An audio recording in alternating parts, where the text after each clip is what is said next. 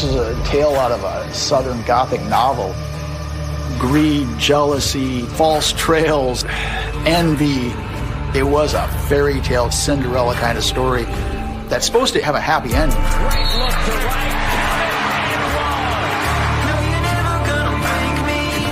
Lorenzen was an absolute force on the court. He was an instant millionaire. Just as fast as he was making money, money was being spent. And he loved the ladies. The ladies loved him too. It was almost like he was just blind with love. She put moves on him like karate chop that they don't do in Mississippi. She saw a future with a millionaire. And then, out of the blue, Lorenzen Wright went missing. If he's missing, he doesn't want us to know where he is. Developing tonight, a former player disappeared and... We got to investigate. What was your interaction like with the police? I was on them. Check this person out and this person out. I am the mother of Lorenzen Wright. I mean, that's a mother's love for their child. Oh my God, when I heard that story, I didn't know what was going on. I felt like I was in the Twilight Zone. Is it impossible that his friends, people who knew him and loved him, might not have known about this other side?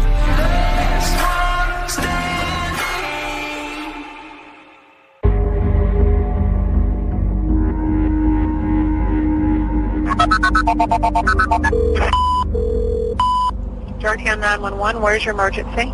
To actually hear the 911 call is blood curdling. and you hear gunshot. You hear that dispatcher say hello over and over again. Hello?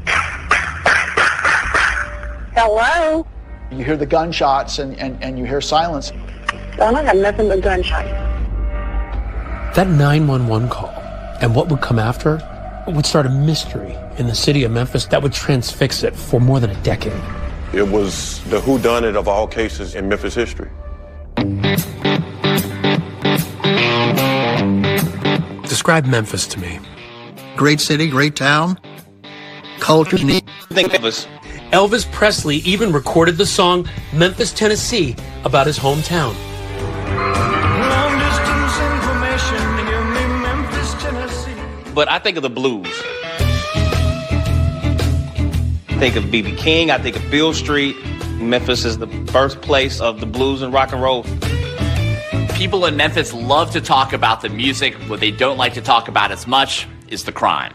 Every time you turn the TV on, you hear of someone being murdered. 3 people were shot and 1 man died. Being robbed. An attempted robbery led to shots being fired. Stab, a shot. But the shooting took place on Chestnut. It's an ongoing thing, man. Memphis has always been this city of haves and have-nots. Probably 30 to 40% of our people are below the poverty line. And Memphis has had its share of crime through the years. These disparities, both racial and economic, they're still there in Memphis. But one thing brings Memphis together, and that's basketball. Basketball bridged a racial divide in Memphis. It's one of those binding things that brings people together from all walks of life. You gotta understand, people from Memphis, they just love whoever plays for them. So imagine if that player is homegrown. Trail by 5, dribble drive, left hand followed by Lorenzen Wright. That love then just becomes off the charts. This is why what happened to Lorenzen Wright was such a big deal. It's why I went there, to really sit down and talk to the people who knew him best.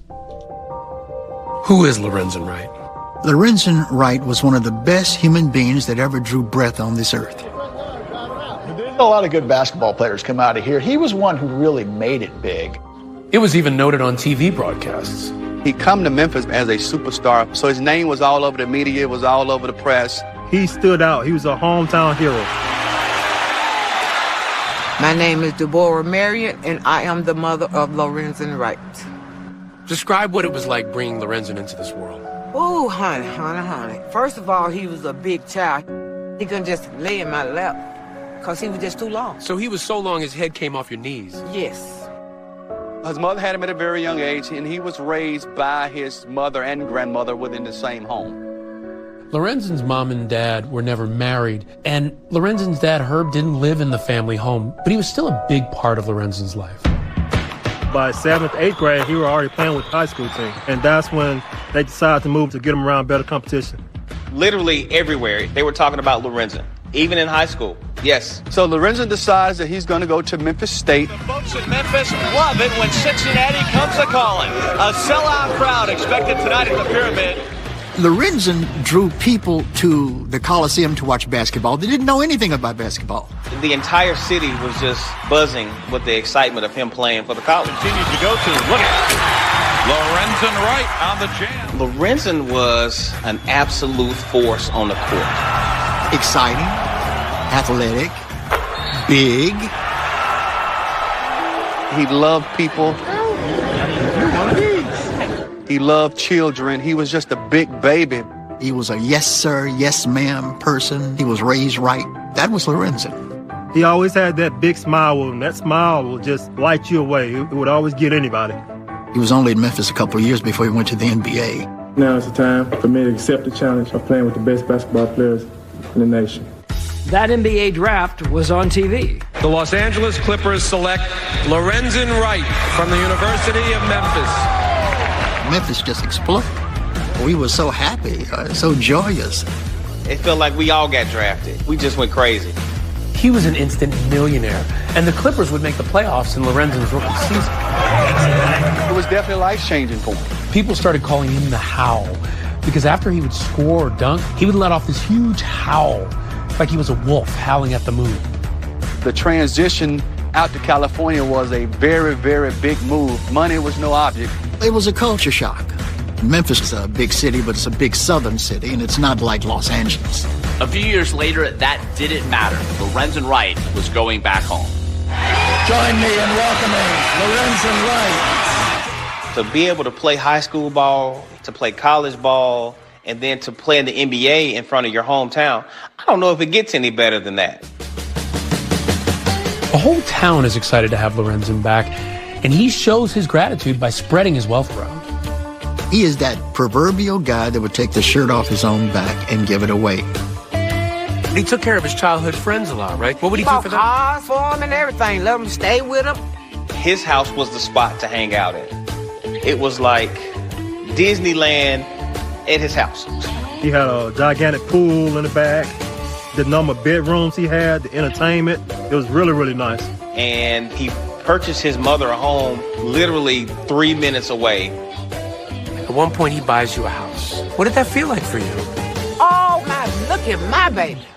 Look at my baby.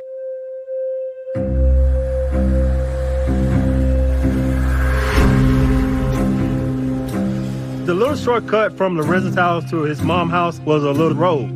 Didn't nobody else parent live on one end and the child live on the other. That was our road, our little cut through. It's called Callis Cutoff. Callis Cutoff. It's not a road you want to drive down there. No lights. That was a road that if you didn't know it was there, you didn't know it was there. It's in the city, but it's actually just feels like you're out in the country. I mean, heavy woods on both sides. If you're driving, you just want to drive on through it. You don't want to stop. Lorenzen had driven that shortcut maybe hundreds of times, and nothing had ever happened. He probably never thought for a moment that it might be dangerous. And then, out of the blue, Lorenzen Wright went missing. Police have joined in the search for missing NBA player Lorenzen Wright as his family is starting to fear the worst. This is a millionaire. He's a basketball player. If he's missing, he doesn't want us to know where he is. It was a fairy tale Cinderella kind of story that's supposed to have a happy ending. That was the biggest mistake he ever made in his life.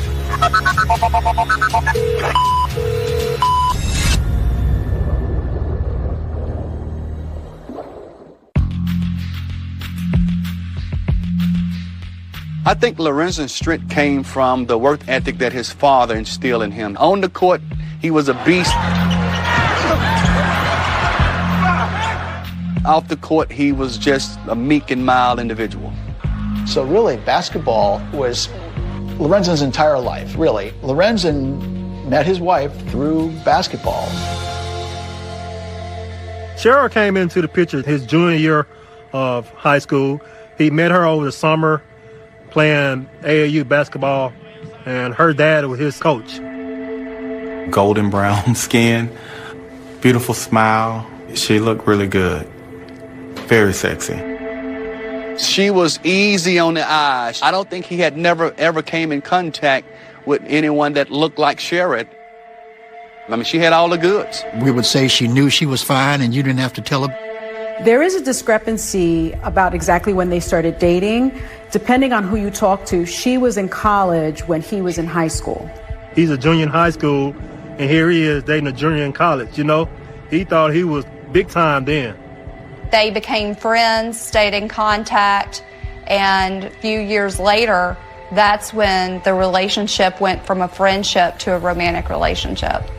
It was almost like he was just blind with love, right? Yes. That girl crazy. She put moves on him like karate chop that they don't do in Mississippi. I was hearing that Cheryl was wanting to get pregnant and to marry Lorenzen, assuming that he was going to be this great NBA basketball player. When she saw Lorenzen, she saw a future with a millionaire. Some of the people closest to Lorenzen see Shara as a gold digger. So, were you concerned? Very. He was listening on us, and I kind of like cooled down because I said, if I gotta like her a little bit, you know, to keep my son close to me.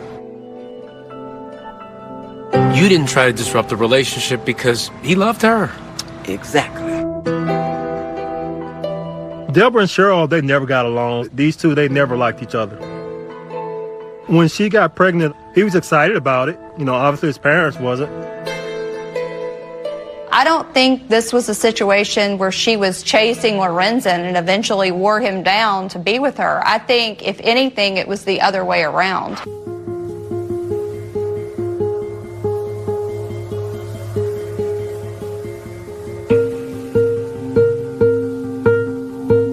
So while we're in college doing the fraternity thing, she was about to give birth to Lorenzen Jr. at the time. In between class and practice time, he would go see his baby. Some of his friends and family feel that Shara has trapped him. She knew once she had a child, it was over, marriage, because he wanted to be in the house with his child. And at that point, you knew that she was going to get married to him. Yes. It was a couple years later that they got married. Of course, he had always told us that he wanted a big family. As Lorenzen's NBA career blossoms, so does his family. He has a son, Lorenzen Jr., a daughter, Lauren, twins, Lamar and Shamar, Sophia, Lawson, and a daughter, Sierra, who died tragically of SIDS. That could take a toll on any marriage, even a good one. Family was everything to him. For Lorenzen, his kids was everything to him. He spent his whole life, and everything he valued was based on his kids and love for his kids. What were those early days in the NBA? What was the marriage like between Shara and Lorenzen? It was good. The two of them were living well together. They were getting along. Yes. For an NBA player in a marriage, there's good news and bad news. The good news, you're making millions of dollars to support your wife and your family. They had money. They had money, and they could go and buy things. And he loved cars, and she loved jewelry. And, you know, they spent a lot of money. Just as fast as he was making money, money was being spent. The bad news, you're on the road a lot, and that comes with temptations. He's a ladies' man. He loved the ladies. The ladies loved him, too. And he would tell me every time the plane touched down, they'd be already there waiting. They were always trying to connect, trying to find out where the hookup places would be after the game. Now, do I know that he cheated? Yes, hell, I know. I was with him half of the time.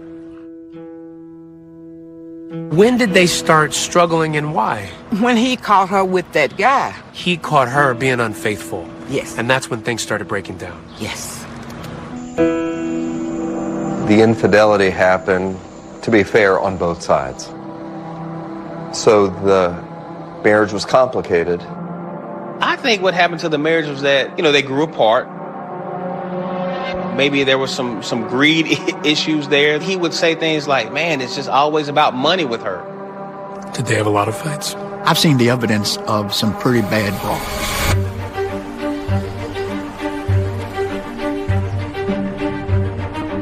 Told me the marriage ended because he didn't trust Cheryl anymore. She felt the same about him, but they were still going to try to find a way to raise these kids. At that point, how was his relationship with his kids? Fine. He said this, Cheryl is the one who filed for the divorce, not Lorenzen. But he was not going to fight for it because he wanted it over with as well. The post-divorce life between Cher and Lorenzen Wright appeared to be routine until that one July day when he went missing. At that point, we said bye. They get out of the car, I drive away, and that's the last time I see my friend. Georgetown 911, where's your emergency? And when police would begin to pull back the curtain on Lorenzen's private life, the city of Memphis would learn some troubling new stories about its hometown hero. There's another side to Lorenzen that you all don't know about.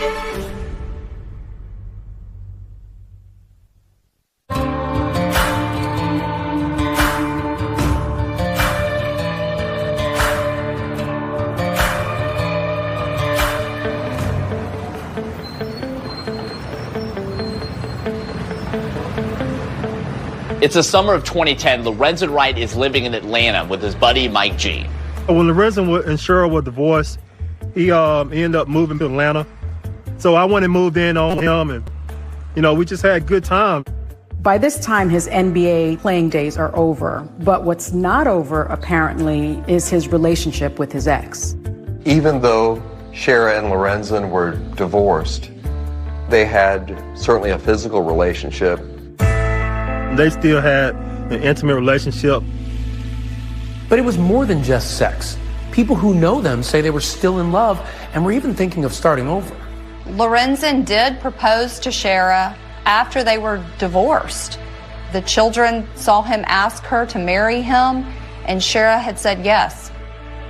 So on this one particular weekend that summer, Lorenzen's coming back to Memphis to visit. Shara calls him and asks him to go to a dance recital for their daughter, Lauren.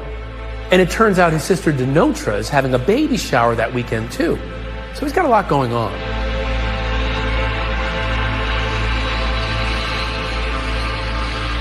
I drove Lorenzen to the airport and fly out to Memphis. As I look back and now I think that something was going on because Lorenzen was always on edge that whole week, which I thought was unusual. Whenever Lorenzen came to Memphis, Phil would be the first person that he would call. Completely unexpected, out of the blue. He calls me and says, "Hey, bud, I'm in town. Let's hang out." Just bought a new vehicle and I wanted him to ride in it, and we rode all around the city. He took a picture on my phone of himself that evening.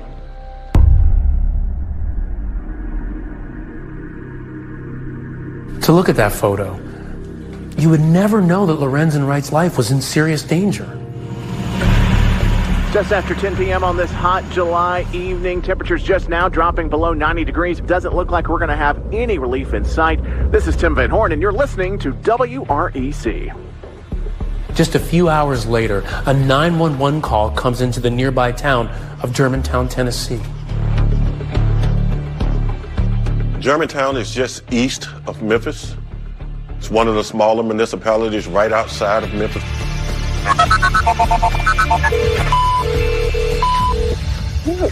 It's a very short call, and you hear a desperate voice on there. You hear a series of gunshots. Georgetown 911, where's your emergency?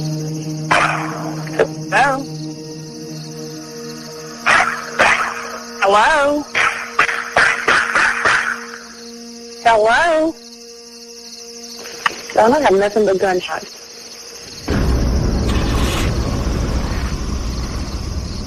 There's no caller ID, so the dispatcher doesn't know where the call is coming from specifically. They thought this call was a hang-up. There was no follow-up. Operator picks up the phone. Georgetown 911, where's your emergency? And you hear gunshots. Hello? To me, that calls for immediate response. Like, you leave it alone. You leave it alone? For our report, 2020 reached out to the Germantown Police Department to ask why they didn't immediately follow up on that 911 call. They declined to speak with us. But at the time, a department review concluded that dispatchers properly followed procedures. It was an opportunity lost. Because on that call is the last time anybody would hear Lorenzen's voice. I probably called him 4 or 5 times that night. And I texted him about 3 or 4 times. And I just really figured that, maybe he had fallen asleep. He was supposed to be coming to the baby shower. I kept calling him all that day and he didn't answer the phone. I was getting married July 20th in the Virgin Islands. And so he said that he was going to come over and be my best man. I get a phone call from one of my other great friends saying, hey man, Lorenzen is missing. His friends weren't really concerned in the beginning because that was just Lorenzen. It's like still living that NBA life. Those guys, they'd hop on a plane and go to Vegas. Not hearing from him, it wasn't out of the norm. But when Lorenzen's mother found out that he wasn't even calling his daughter Lauren back, that was too much for her. She filed a missing persons report. When I first got the news, I got a phone call. Did you hear that Lorenzen was missing? Initially, I was not alarmed. I'm thinking if he's missing, he doesn't want us to know where he is. It's on purpose. I became concerned when I saw the concern in her face and in her voice. When that missing persons report is made officially known, it becomes a major news story. Developing tonight, a former player for both the Memphis Tigers and the Grizzlies has disappeared, and now his family is worried about his safety. Talk just spread all over Memphis. Where's Lorenzen? What's going on? So the Memphis Police Department starts a missing persons investigation. When somebody goes missing, you have to look at their circumstances at the time. They look at their inner circle. Is anybody new? Did they owe anybody any money? What was Lorenzen's financial condition after basketball? It was not good. It was not good at all, and that really affected him greatly. Lorenzen Wright made as much as $55 million playing basketball. But because he and Cheryl were spending like crazy, there actually wasn't that much left. So to compensate, he always had some side businesses. I think he was doing the side businesses just to, try to create other streams of income for when he did retire. He wants to invest in something else, have other things going on, His dad ran his sports cafe for him. He also had a car detailing shop. Among those off-the-court business relationships, there would be one relationship that would come back to haunt Lorenzen Wright, a man named Bobby Cole. Bobby Cole was a high-level drug dealer. How would Lorenzen be connected to a drug dealer? But Cole was not only a drug dealer, he was also a race car driver, and Lorenzen, as it turned out, loved cars. At some point they meet, and Cole agrees to buy 2 of Lorenzen's cars. I remember him telling me, man, I sold the guy my cars. Now, what the guy was doing, I did not know. The feds had actually looked into this long before Lorenzen Wright disappeared to see if any of his transactions with Bobby Cole involved drugs or drug money. And the DEA, the Drug Enforcement Administration, actually investigated that connection, interviewed Bobby Cole. They didn't find any connection. But those drug rumors would actually start swirling again, this time when police interviewed his ex-wife, Cheryl. She also told law enforcement that about 6 weeks earlier, she had gotten a visit from some unknown individuals that wanted to do Lorenzen some harm. Cheryl Wright, in talking to investigators, claims that she saw Lorenzen leaving with a man she didn't know, carrying a box with drugs. Kind of painting this portrait of a guy who's troubled, who's lost all his money. He's trying to make money illegally. Is it possible that people who knew him and loved him might not have known about this other side that involved drugs? Well, it's possible, but he told me about everything that he was dealing with. And I believe that if he had been doing that, I believe he would have told me. This whole idea that he was involved in drugs, what did you make of that? Y'all don't want me to say what I want to say. But the police are on the brink of a breakthrough. The investigation made a dramatic turn when Memphis police found out about that Germantown 911 call. That revelation eventually leads investigators to that desolate road, the Calais Cutoff, the shortcut from Lorenzen's house to his mom's. And there, they will make a chilling discovery.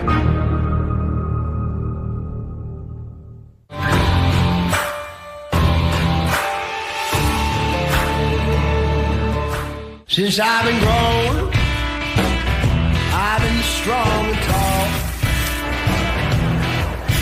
I ain't ever met nobody that could keep me on a bar wall. Lorenzen Wright's disappearance was all over Memphis TV.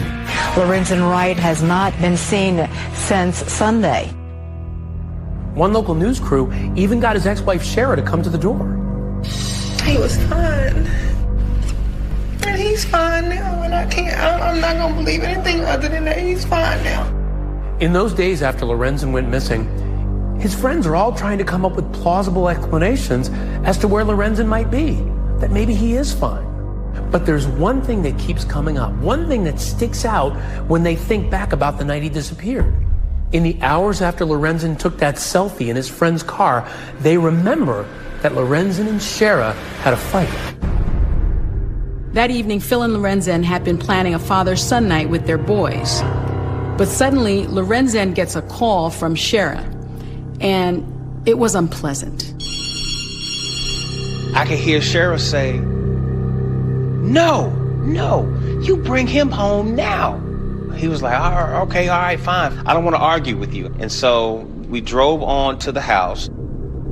Yeah, he was dropped off at Shara's house. He was just going to go see Shara. And when we pull up at the house, he said, I'm going to go in here and I'm going to calm her down and I'll call you later and then we can go out. So Phil drives away, having no clue that this is the last time he'll see his friend. Because a few hours later... Georgetown 911, where's your emergency? That 911 call, which might not have been investigated then. Sound like nothing but gunshots. But it is now. 9 days after Lorenzen went missing, police are all over it. The call was revealed because they went back and checked their records, and they found that they had this desperate call from a man, 9 days earlier. Once the 911 supervisors realized that there was a call made on that night, they did a triangulation and found the area that the call was made from. It's a rural area, a wooded area, not a lot of traffic. And when police visit that wooded area, their worst fears are realized. They find the body. Police in Memphis, Tennessee have found the body of former NBA player Lorenzen Wright. Of course, it was a huge story on the local news. They found him almost instantly. His body was found. There wasn't much left of it because it had been out there 9 days. Even if you knew Lorenzen well, there was no way in the world that you could have identified his remains as him. The condition of his body was shocking, that he had literally melted in the hot summer sun. The 6'11", 255-pound NBA center was just 57 pounds when his body was found. Badly decomposed, investigators say he was shot at least 5 times. When did you find out that he was dead? When they found his body. When I got that phone call, I just threw down the phone and just broke down, It was really painful.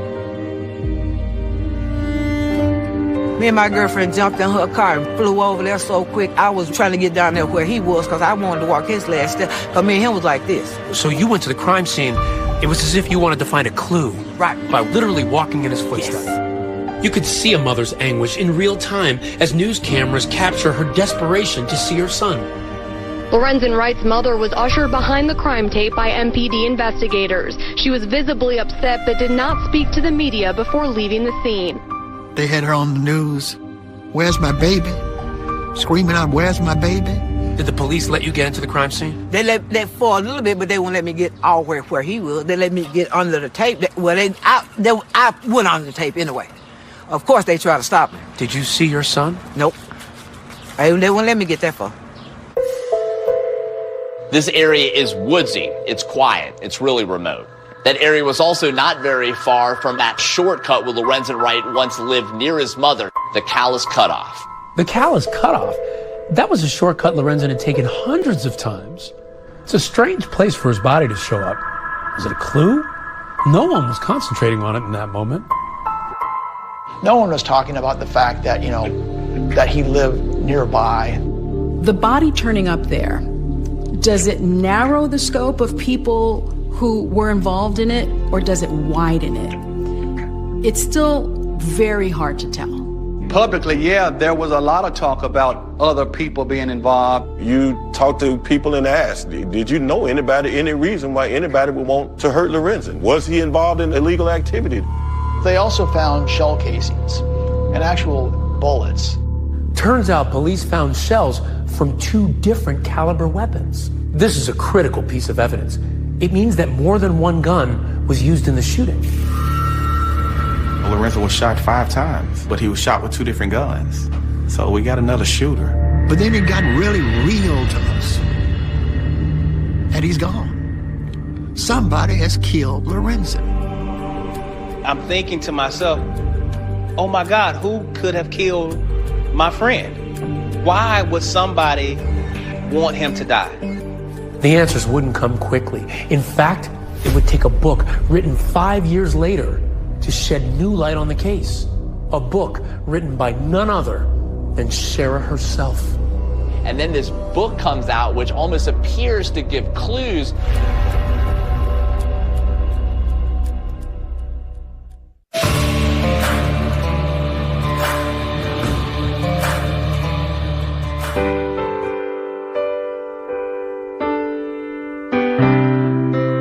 We honor and remember Lorenzen Wright. Lorenzen's funeral was almost a state affair here in Memphis. It was held at FedEx Forum, a place where he once played basketball as an NBA player. And now it was where thousands of people came out to mourn the loss of their hometown hero. They put together a beautiful ceremony. His pledge brothers, we were all pallbearers for the funeral. I was asked to do the eulogy. His smile was infectious, his work ethic unmatched, his generosity prolific, and his commitment unswerving. The thing that I remember the most about the funeral is Shara hugging me and saying, "Thank you for such a beautiful eulogy." Ren would have loved that. It was such a tragic situation, seeing his kids suffer like that, knowing they'll never see their father again. This tragic moment, that funeral, it morphs into this, whodunit, because no one knew who did it. At the beginning of a case, you have to remain objective and you have to let the evidence lead you. You have to prepare yourself to be surprised sometimes. This is now essentially a cold case because 9 days have passed. A body has been in sweltering heat, which degrades evidence tremendously. The killers had a 9-day head start on us. There were no witnesses, so this was not an easy case at all. Because in these kinds of things, the spouse is always a suspect. They're looking at Shara hard. My number one suspect was the person that I hear everybody else talking about, was Shara. You were suspicious of Shara at this point? Yes. Okay. Did you tell the police? Yes. What did they say to you? We got to investigate. We thought she was being forthcoming with information, and in the midst of that, she chose to lawyer up. Lawyering up may not look good, but it doesn't mean she had anything to do with the man's murder. You need evidence if you're going to arrest someone. And so far, there is no evidence that points to Shara. And she denies involvement on a local interview.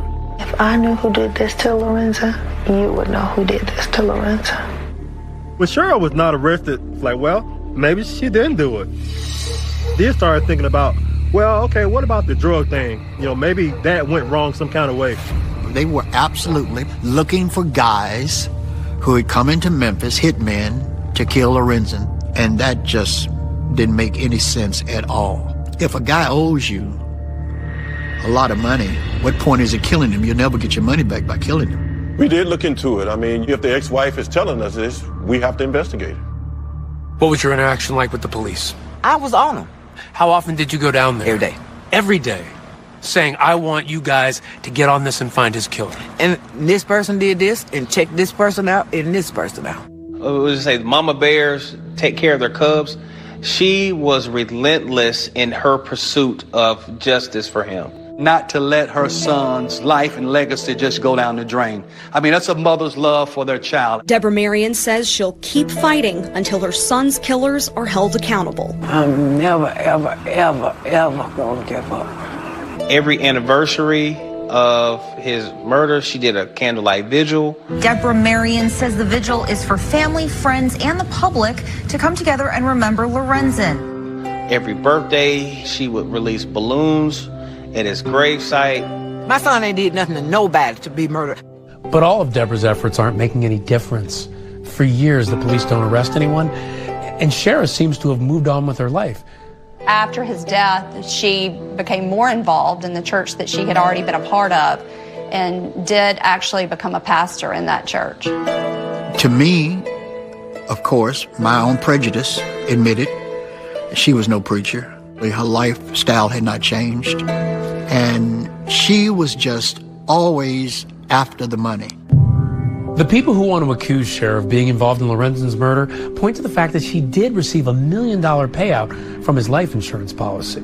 Shara ended up in a long, protracted legal battle with Lorenzen's father, Herb, and he claimed that she was spending money on extravagant items and not on the children.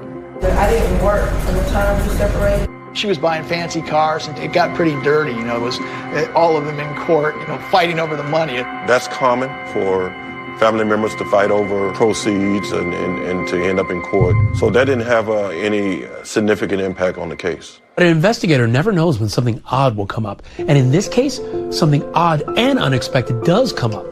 Shara writes a book. Cheap dime store novel type of book that is very curious, has a lot of clues about, you know, what happened. The book is called Mr. Tell Me Anything. It's the story of a woman who has a tumultuous marriage with an NBA player. It's supposed to be fictitious, but it doesn't seem that way.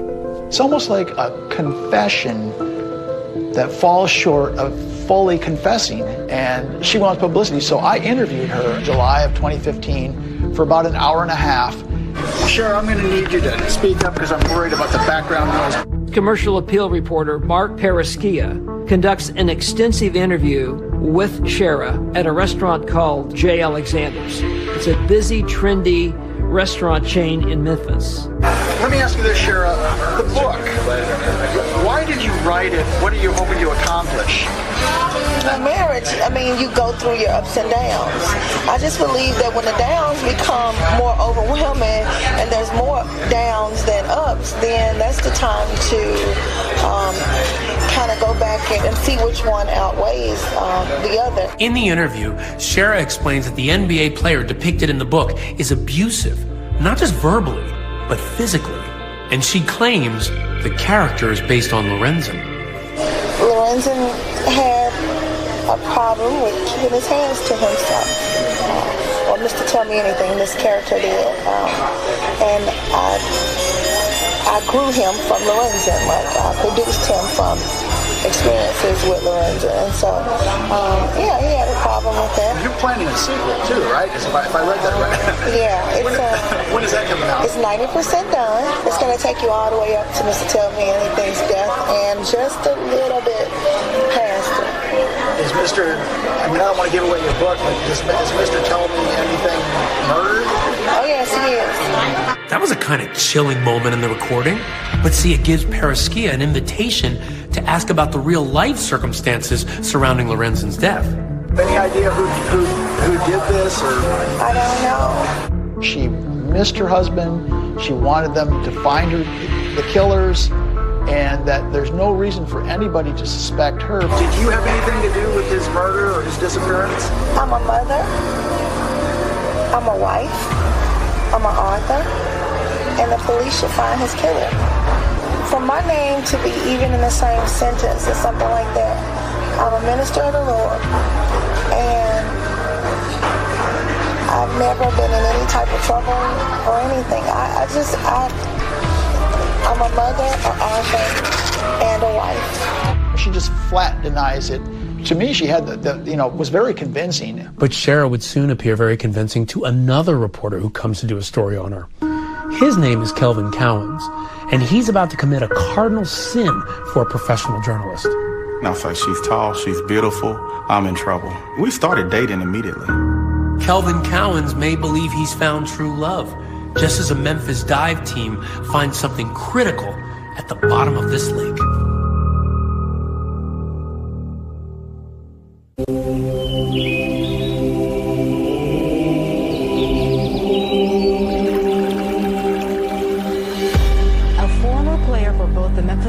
And the Grizzlies has disappeared, and now his family is worried about his safety.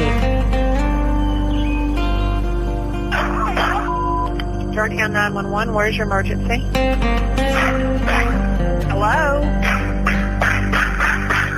This is almost like a tale out of a Southern Gothic novel.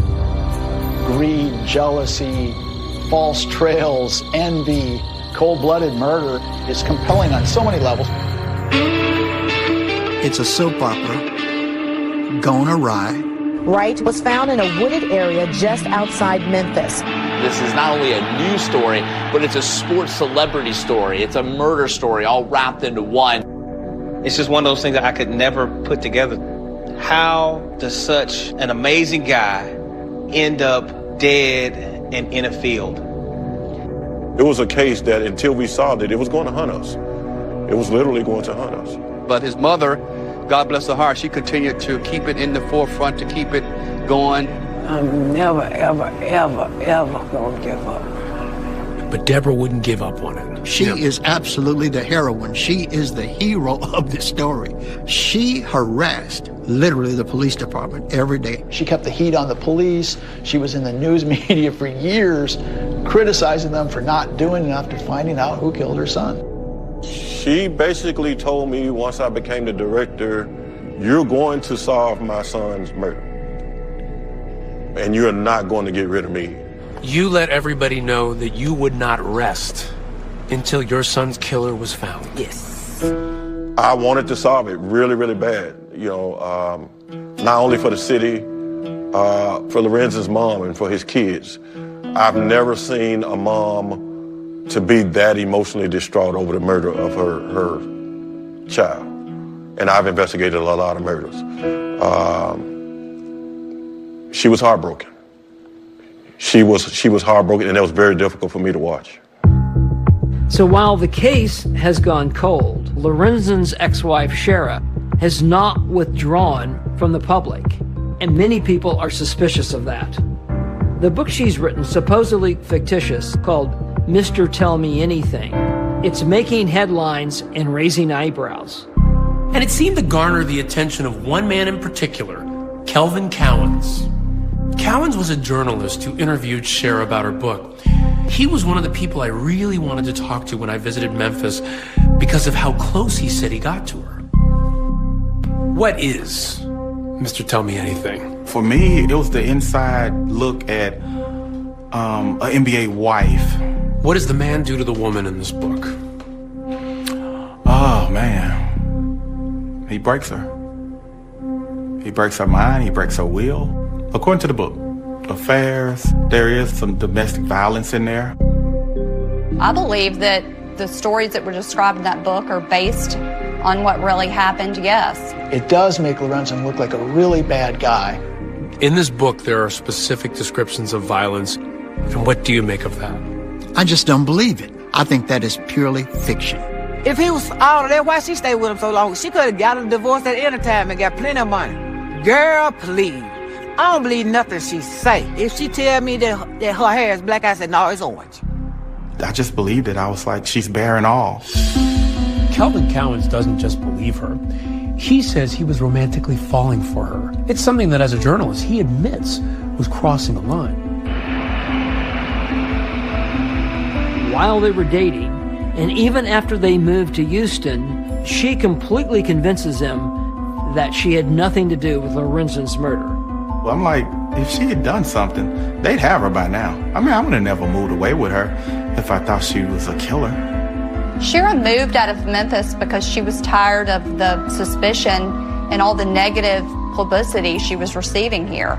Did anybody know who she was in Houston? Did anybody treat her in a certain way because of that? No one treated her different. No one treated the kids different. It just wasn't a subject. We were embraced in Houston. She moves to Houston, appears to live a quiet life, but one problem. Kelvin said he never could quite get used to Shara's love for money. That was like, oh my God, not about money again. Cowan says they started arguing because he says long after the fight over the insurance money, Shara still wanted more from the estate, and he claims it blew apart their relationship. Why was it the last straw? Greed. I cannot believe that, your apex of life is still, how much more money can I get? And you couldn't live with that? I couldn't. The relationship ends. Shara moves to California with the kids to be near her brother, and Kelvin moves back to Memphis. Neither of them are aware that the Memphis police are about to take a new look at Lorenzen's murder. They call it Operation Rebound. They want to rebound, to use a basketball term, go through the evidence one more time, find that one key break. I received a phone call from the Memphis Police Department, and he said, we want to run through everybody's story again. By now, Tony Armstrong has left the department, but he's still following the case closely. I immediately thought, okay, somebody has gotten themselves in a tight spot, and they're starting to talk. The police suddenly announced, we found the murder weapon in a lake in Mississippi. News about finding at least one of the guns was all over local news. 7 years later, the gun the killer may have used was found in a lake in Walnut, Mississippi in Tippah County. How did you hear about them finding the gun in the lake? They called me. The news got around town. They found the gun. They found the gun. And I'm like, what? You found after all this time, how? And now the next thing I'm thinking, okay, now who was it? Who killed Lorenzen? And that's when this man enters the story. A man who cops say is the whole reason they found that gun in the lake in the first place. Because he claims he knows who put it there. You mean what? Are you kidding me? Are you actually kidding me?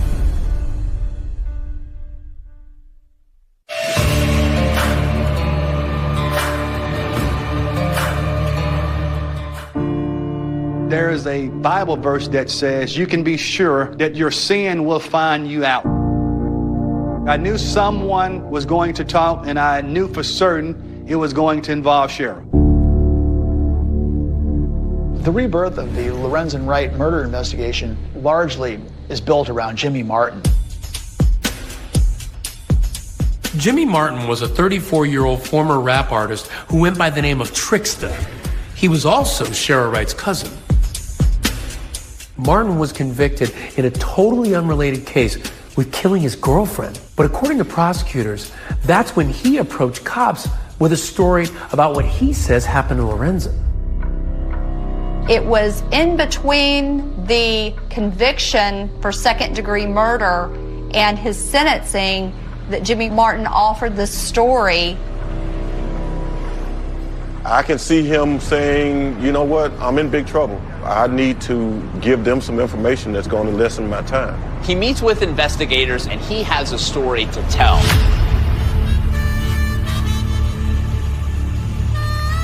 So what you are about to hear is what prosecutors said in court is Jimmy Martin's story about what he says happened to Lorenzen. Jimmy tells investigators that Shara Wright is involved in Lorenzen's murder with one other person, a man named Billy Ray Turner. Billy was the guy that cut the grass. Billy Ray Turner was a landscaper, a yard man, who happened to be a deacon in a small country church that Shara attended. Here's what Jimmy Martin supposedly told prosecutors about that landscaper, Billy Ray Turner. Jimmy Martin says that he had once gone to Atlanta with Billy Ray Turner to try to kill Lorenzen. Remember, Lorenzen had moved to Atlanta after his divorce in 2010 and moved in with his old buddy, Mike Gibson. I had no clue, no awareness of anything like this. Prosecutors say Shara was also in Atlanta around this time. There's underpinnings to Jimmy Martin's story because, she did show up down there. I can remember her coming to Atlanta for the first time to see the condo. Very unusual. She had never been down there. And while Shara was there at the condo, Jimmy alleges, she was setting the stage for a murder. Jimmy Martin says Shara Wright left the window open so he and Billy Ray Turner could go inside to kill Lorenzen Wright. In court, prosecutors detail step by step what Jimmy Martin says happened next. Billy Ray and Jimmy Martin go through a window and they're looking for Lorenzen, but they can't find him. Turns out that Lorenzen wasn't even home at that moment. I was there laying on the couch. Had I woke up, or had Lorenzen been there, we'd both be dead. The story Jimmy Martin tells investigators is that there's another man asleep on the couch, so they don't go through with the plan. With that attempt foiled, prosecutors allege a new plot to kill Lorenzen was hatched. This time, they say, unfortunately, it worked. The body of former pro basketball player Lorenzen Wright has apparently been found in Memphis. Sources say it appeared Wright had been shot several times. Martin claims to investigators that a few days after Lorenzen's death, Shara and Turner confessed to him that they murdered Lorenzen.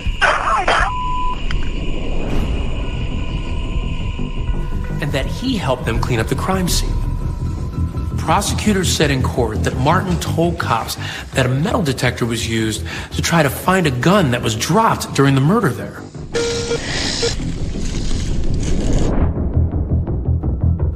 Martin claims that he and Turner drove to Walnut, Mississippi, where he alleges Turner threw a gun in a lake.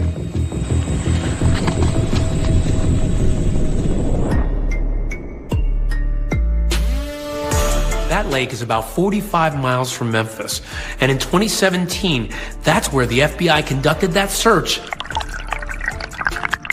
and found a gun at the bottom. They were able to do forensics on this pistol that was recovered and determined that those shell casings came from that gun. Even though police know that there were 2 weapons used in the shooting, this evidence alone is huge. Developing right now, new information in the unsolved murder of Lorenzen Wright. Authorities now say a gun found over the summer may be the one used in the crime. They're announcing, we found this gun. Why are they doing that? The reason they were doing that is they were telegraphing to the suspects to put them in a panic mode. So law enforcement starts monitoring Shara and Billy Ray's cell phones and allege they learn incriminating information. Law enforcement is able to record those calls. Next thing you know, boom, there's this guy on TV. They're handcuffing. 46-year-old Billy Turner sits behind bars this morning, arrested at a Carterville gas station. It was a standard arrest. There was no incidents to it. This person who, for the past 25 years, had not had any sort of troubles. Real nice guy, always just laughing. No, he never showed aggression or anything like that. I'm just like, who is Billy Ray Turner? Who is that? I've never heard about Billy Ray Turner. The only thing that I knew, and I ended up putting 2 and 2 together, is that Lorenzen, he told me, Cheryl's sleeping with everybody in Memphis. She even sleeping with her gardener, which was Billy Ray. Continuing coverage for you now this midday about the suspect charged with killing former Memphis basketball player Lorenzen Wright. Billy Turner entered a not guilty plea on charges that he murdered Wright more than 7 years ago. Emotions were extremely heavy in Billy Ray Turner's first appearance in a Shelby County courtroom. And these hearings were televised, right? Yes. That's how high the interest was. Yes. They would break into the regular day programming. It was like the big thing here. New developments this midday in the 2010 murder case of Memphis basketball star Lorenzen Wright. When I saw him, I knew instantly she had used him because that's not what she want. He ain't had no money. She don't deal with no grass cutter. Good morning, sir. You have a mother who searched for answers for all of these years and then finally associate a face with the person responsible for taking my son's life. and all the emotions just came out. I jumped up and I asked him, how could you have murdered my son? Little did Deborah know this mystery in Memphis wasn't even close to being solved.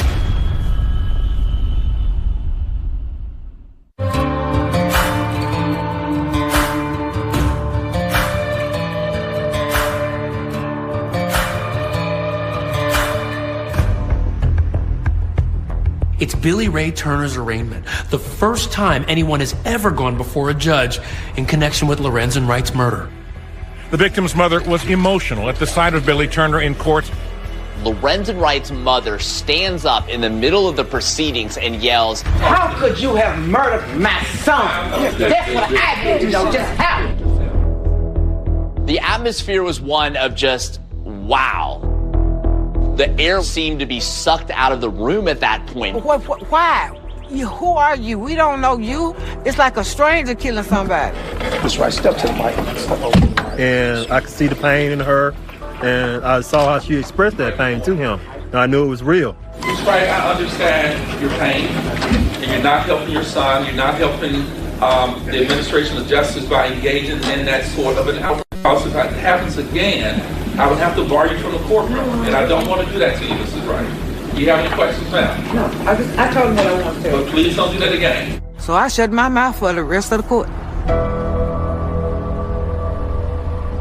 Now the question is about Shara, who, remember, was living in California, but was never far from Deborah's mind. We have Thursday night Bible study, and I got so emotional. I said, God, please get Cheryl Robinson right. Please. That's what I said that Thursday night. Friday, she was locked up.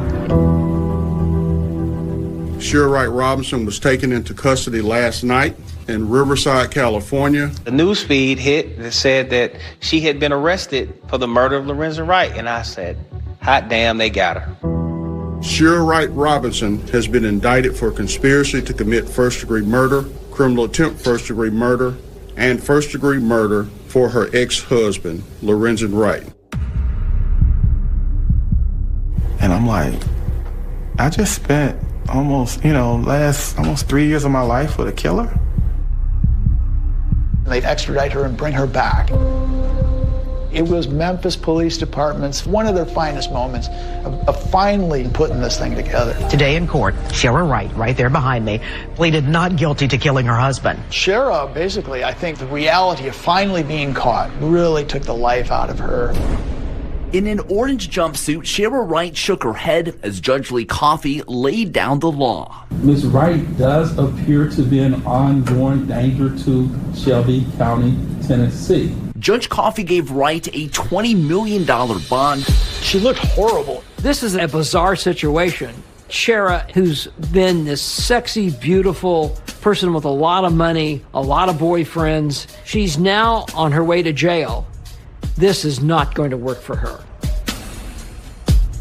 It's not uncommon for people to act in a bizarre way in jail, particularly the ones who've never been in jail. She began to unravel. According to Jail East staff, Wright berated workers, stripped off her clothes, and flooded a toilet. She was acting very strangely. She had stripped naked and yelled out, "I'm going swimming." Ms. Wright's behavior yesterday is absolutely shocking. I don't think she's right mentally. I think that's why she said she was going swimming in this jail cell. I think all the things that she was doing while in jail were all acts of her trying to plead insanity. I did not buy that at all. There was a lot of speculation as to whether or not she was being theatrical or had legitimate claims of what she was going through. In a stunning new development inside the Shelby County courtroom Wednesday morning, Shara Wright's attorney stepped down. I'm not certain what happened between Shara and her former lawyers. And a new legal team steps in. Quite frankly, we found that Shara was easy to work with. She had been prescribed some medication that altered her behavior. Once we were appointed on the case, her behavior had stabilized and she had no significant problems after that. I'm excited. I think we can do well. A case like this does not come along every day. And we were honored to defend Shara. The objective is to give us the fairest opportunity to present our defense in the case. Meanwhile, Billy Ray Turner is lawyered up too. He brings in one of Memphis's most high-profile attorneys. John Keith Perry is kind of a rising star criminal defense lawyer. This is one of his, big cases. There's a substantial amount of investigating that needs to continue. I was contacted by the family of Mr. Turner, and I've been on this case now since the end of 2017. We've read and listened to, I think, just about all of the discovery. Now you compile notes, lay out your outlines, see the points of attack. I've never had a reason to regret representing Billy Ray Turner. According to his attorney, Billy Ray Turner has constantly said he had no involvement in the murder of Lorenzen Wright. He stands by that then, and he stands by that now. We think that if given a fair slate, Mr. Turner will walk out with me. I absolutely think that he did not do it. Perry has several questions about the alleged case against Billy Ray Turner, starting with his connection to Shara. Some of the things that I've heard through the community about this super romance, and that he would have been willing to jump bridges and over rivers or whatever. I haven't seen that. And more importantly, Perry says, consider the source. He says the prosecution's case starts with Jimmy Martin's story. And his criminal history, according to Perry, makes him not credible. Could he be the one that did it? Absolutely. With the statement that he gave, how he gave that statement, and the fact that he is a convicted murderer, yes, there's an absolutely a chance that he could have committed the act himself. Credibility-wise, he would be low on the totem pole, I think. Maybe he's just trying to minimize his involvement in all this. He's flipped, he's turned a deal. So far, there is no proof that Jimmy Martin received any benefit from cooperating in the Lorenzen Wright case.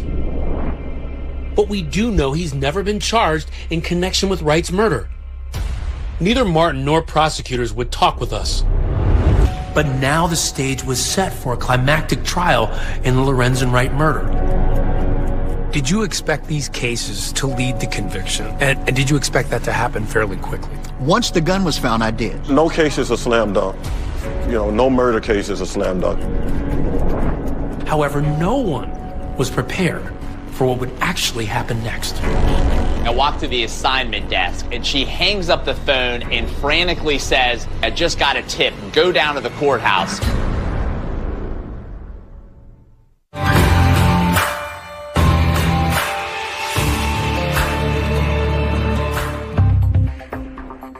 A significant development in the Lorenzen Wright murder case. A gun found over the summer may be the one used in the crime. Shara Wright Robinson was taken into custody. Well, the buildup was huge. We were expecting probably a weeks to months long trial. The judge is expected to rule this spring on a host of pretrial motions from Shara Wright's and Billy Turner's legal teams. They were going to be tried together as co-defendants. That was my understanding. If Shara and Billy Turner were tried together, our defense could be consistent. I think that the evidence in the case that the state has, we're anxious to get before 12 jurors and see what they think. Anytime you have multiple suspects, people are going to start throwing each other under the bus. And inevitably, it basically boils down to who can cut the deal first. In the several months that Billy Ray Turner and Shara Wright appeared together as defendants, there was always a lingering question. Which of them could potentially plead first? I thought Billy was going to use his head. I thought he was going to take the plea first. It became evident to Junie and me that the state wanted to work out a deal with Billy Turner. A surprise twist tonight in the Lorenzen Wright murder case. Shara's lawyers say they realized that troubling sign in June of 2019 when Billy Ray was in court for another matter. He's never said that he had a firearm related to killing anyone at all. Billy Ray's between a rock and a hard place. He's got a gun charge unrelated to the Wright murder and faces up to 20 years behind bars if he's found guilty.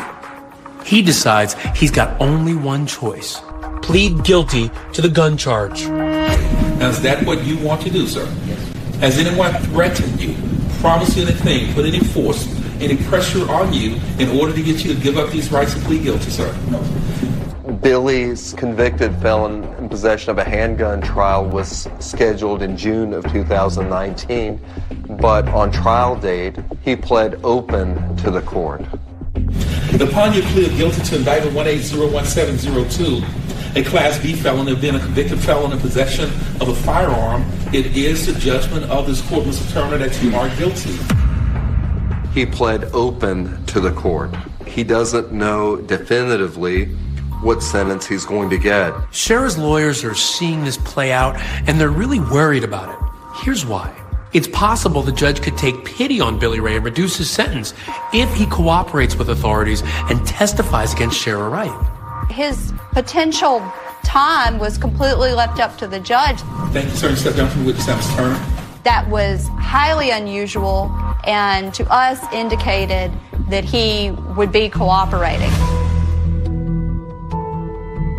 Shara's lawyers are not taking any chances. Her lawyers go to visit her in jail, and what they tell her would shock everyone.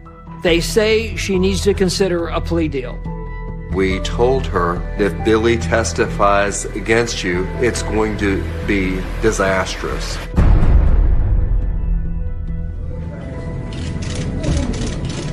Look at Shara Wright to the courtroom, please. One morning, out of the blue, we get a frantic phone call into our newsroom, a tip from the courthouse. Shara Wright plans to plead guilty. In a stunning twist and unscheduled appearance this morning, Shara Wright agreed to a plea deal in the murder case of her ex-husband, Memphis basketball star Lorenzen Wright. She realized that I'm not willing to roll the dice. I'm not willing to take a gamble on this, and she cut the deal. No one had any foresight or knowledge that they were going to do that. You raise your right hand, please, ma'am. Do you solemnly swear or affirm? Everybody was sitting on the edge of their chairs. The whole truth and nothing but the truth, so help you God. Yes. They wanted to see what was Shara's role in this. We know Shara Wright is there to plead guilty, but we don't know entirely what she's pleading guilty to. Ms. Wright, the agreement that you have to say is that you would plead guilty to the included charge in count 1 to facilitation of first-degree murder. In the deal, the 48-year-old pleaded guilty to 2 counts, facilitation of first-degree murder and facilitation of attempted first-degree murder. Facilitating. Yes, sir. Facilitating the murder. I've never heard of that charge. In the plea deal, Shara Wright pleads guilty to the lesser crimes of plotting the murder, but not the actual first-degree murder charge. You are asking this court to find you guilty without a trial and to set this punishment that has been recommended on your case. Now, is that what you want to do, Ms. Wright? That is correct. She admitted that she had facilitated Lorenzen's murder. But she doesn't name Turner or any accomplices in pleading guilty. When you heard that Shara was entering a plea, what did you think? She's trying to outsmart him. I think she just decided to bite the bullet, so to speak, on the murder and to figure a way to get the less amount of time that she could. Prosecutors would not comment to 2020 about the case. She knows she was finna go down, down, down, way down. She wasn't gonna get no few years. She gonna get some lifetime. Ms. Wright, it is the judgment of this court that you are guilty. This court sets your punishment at 30 years confinement in the Tennessee Department of Corrections. She received a 30-year sentence, of which she'll serve 30% before release eligibility. I think our prosecutors failed us, those of us that loved him. I think she played him. My reaction was, I was sick in the stomach. I'm like, are you kidding me? She may only do 9 years. Lorenzen, he lost the rest of his life, and she may only have to do 9 years. I felt really bad, felt really sick. I said, that's not fair. It's not about fairness. Ms. Wright, Ms. Step down for the witness stand. What you like now?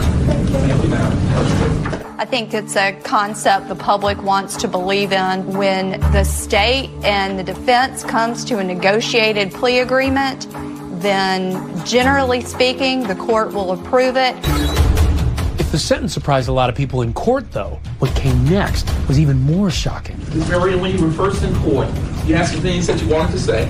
Yes. A mother is about to confront the woman who arranged her son's murder. After all these years, what will Deborah have to say?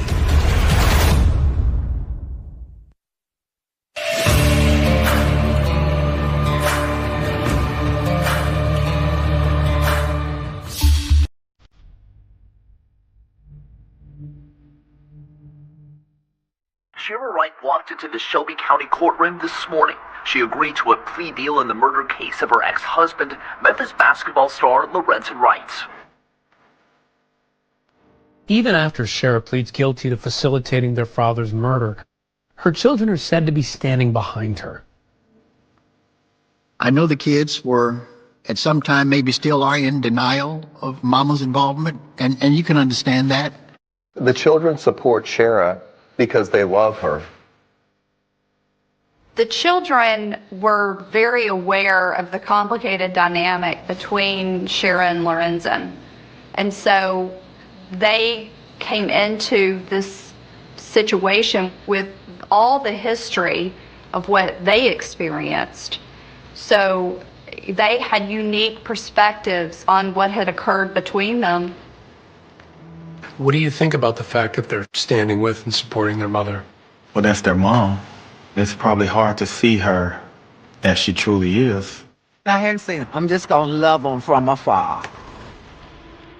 You can imagine a mother not just losing her son, but in the manner that it happened in all these years, suspecting it was Shira, and it turns out, yeah. After she agreed to the deal, Lorenzen Wright's mother, Deborah Marion, spoke directly to her former daughter-in-law. Marion, when you were first in court, you had some things that you wanted to say. Yes. Judge Coffey gave Deborah the opportunity to address Shira. I will allow you to vocalize or verbalize anything that you want right now. It's very because you have that right under our Constitution now. I couldn't wait to hear what she was going to say. The room was quiet, it was tense, and it was locked in as Lorenzen Wright's mother looked directly in the eye of Shira Wright. I was thinking about it the whole while as it was going on, what I was going to say. But once I got up to that mic, my train of thought just changed. I focused on my grandkids. But Sharon, I want to thank you for giving me my grandchildren. That's what I want to thank you for. Instead of anger and outrage, she looks at Shira Wright and gives more of a sense of compassion and family and love. But I want you to unlock them so I can visit them, so they can see their grandma. Because Sophia keep calling, she wants to come make chicken and dumplings. She wants to come. And I didn't expect her to bring up the kids, but I was so glad that she did. But I want you to call them. No, it's okay to talk to your grandma. Grandma still loves you. That's all I want, my grandkids. I just hate what happened to my child. But he left nice looking kids here for his grandma. But they want to see me like I want to see them. I'm ready for them to come back to home with their family. That's I miss them. Well, I was trying to tell her to get the loop off my grandkids so they can call me like they used to do. But, you know, I know she got them reeled in. Most of the children were adults. Shira Wright was not standing in the way of the children having a relationship with Deborah Marion. To see her basically plead to Shira to let the kids be with her, it touched my heart. Deborah, she played it well, because no matter what you say in court to that woman, it's not going to bring your son back. Am I able to respond to that? What a moment that is. It appears that Shira is about to say something to Deborah, and everybody is on the edge of their seat. Mr. Gayle, you want your client to say anything at this point, sir? Shira did want to respond. I advised her not to, because at that point, what difference does it make? No, Miss Wright has nothing to say at this time. She had nothing to say to me. She didn't even say, I'm sorry. You could see it on her face. She wasn't sorry. I know what's happened to you and your family, your son, can never be undone by anything that these courts do. But I hope it brings you some closure. I hope it allows your family to continue to deal. And again, thank you for your patience, and we'll deal with Mr. Turner's case in September now. Thank you all for being in court today. With no trial for Shira, the city of Memphis still has a lot of unanswered questions. Next up is Billy Ray Turner's trial. This is the last chance to get some answers.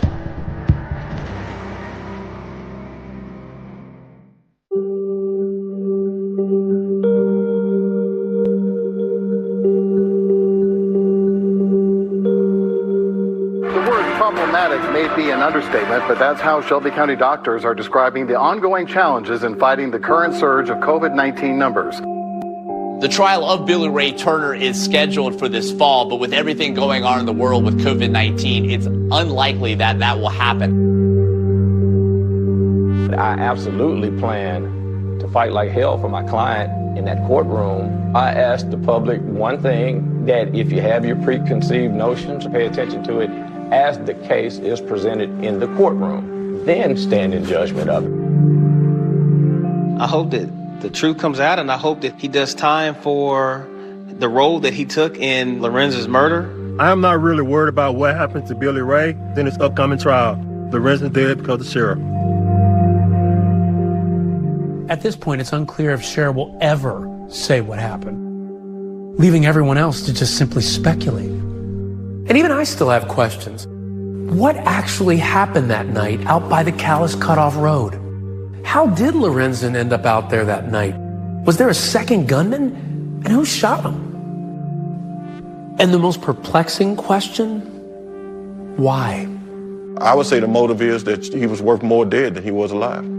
Ultimately, only she knows why she did it. Money, love, envy, it really is a tragic story.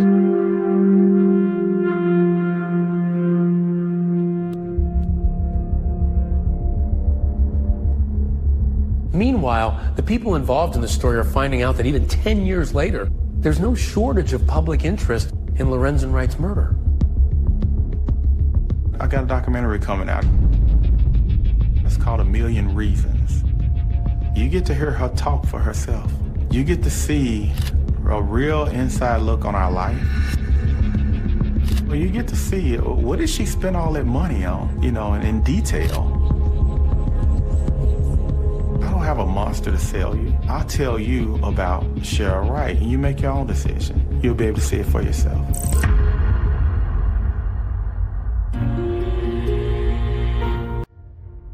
When you are the mother of 6 kids, and you married to their father, and you would see him dead, that's just evil, that's wicked. His kids, they suffered because not only was their father taken, but their mother was taken too. There are no winners in this case. I know that he's looking down on them with that huge smile that he has, and he wants the best for them, and he would love for them to be a part of his mother and father's life. Not only was he physically murdered, but then his character was assassinated. I want people to know who Lorenzen Wright was, what type of human being he was. The lies that were told earlier about drugs, too many people bought into those lies. And so we're trying our best right now to cleanse the name of Lorenzen. The drugs, the physical abuse, his friends say none of those things are true. And he deserves to be remembered as the good family man they knew, a man they will never forget. With Lorenzen, I be talking to his picture. Sometimes his picture could look at me a certain way, acting like it's really him. And then I have to just stop, just talk to him. He was a mommy boy, simple as that. He would still be mama's boy if he was here now. Cause he's still my firstborn.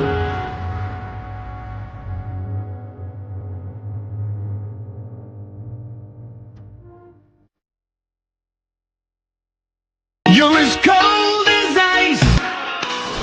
The last thing they would expect is to find a suitcase with a human body in it. There was no doubt of what it was. It's a set of human legs. Oh my gracious. The big question is, how the hell did he get there? They were crazy in love at first, but it quickly became tumultuous. There were infidelities, they'd fight. I think they liked the drama. You're as cold as ice. The person who did that would look like a monster, but sometimes killers look just like Melanie McGuire. Do you still insist that you're innocent? Absolutely. Now, the all-new Jailhouse interview. Who do you think killed your husband? New details, stunning audio recordings. Is there anything else you're not telling me? Like what? Like I killed my husband. Did you? No. But thanks for asking. The secret in the suitcase. It turns out it isn't the end of this story. The new 2020 True Crime Event Special, next Friday at 9/8 Central on ABC. Do you think you know me? What you want, baby, I got it. I've been down this road before. I want respect.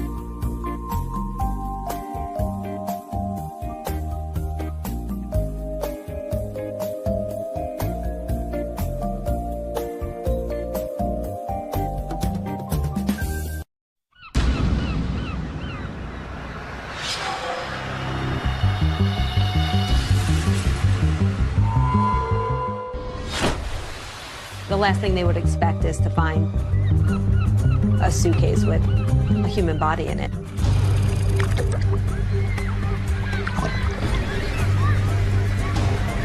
The big question is, how the hell did he get there? They were crazy in love at first, but it quickly became tumultuous. There were infidelities. They'd go back and forth. They'd fight. I think they liked the drama of it. And the next thing coming out of his mouth is, when I get home, I'm going to kill you. I'm going to smash your face in. He said he was leaving and he wasn't coming back. Were you ever angry enough to want to see him dead? There were times I wanted him gone, but gone doesn't mean dead. And Mel just said, well, I'm a single mom now, and now I've just got to get on with my life. I said, well, no, the next thing is we've got to figure out who did this to him. And after I got off the phone, I said, she did it. They couldn't find any forensic evidence whatsoever to establish that this was a crime scene. Do you still insist that you're innocent? Absolutely. I still feel like, how could somebody think that I did that? I think she did not actually commit the crime. It turns out it isn't the end of this story.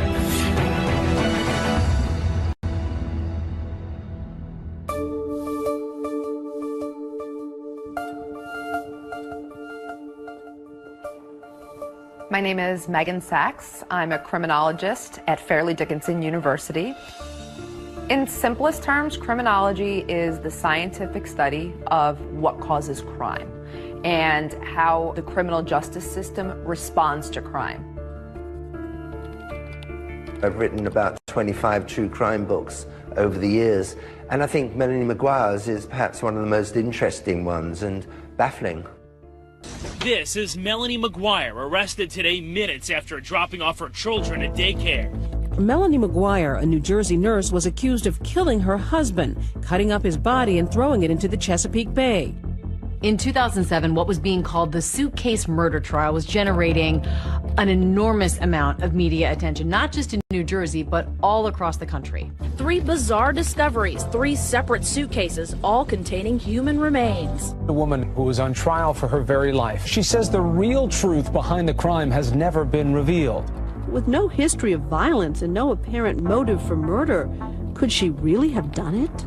She was this beautiful young nurse, and they were this seemingly normal middle-class couple, and the murder happened in such a grisly way.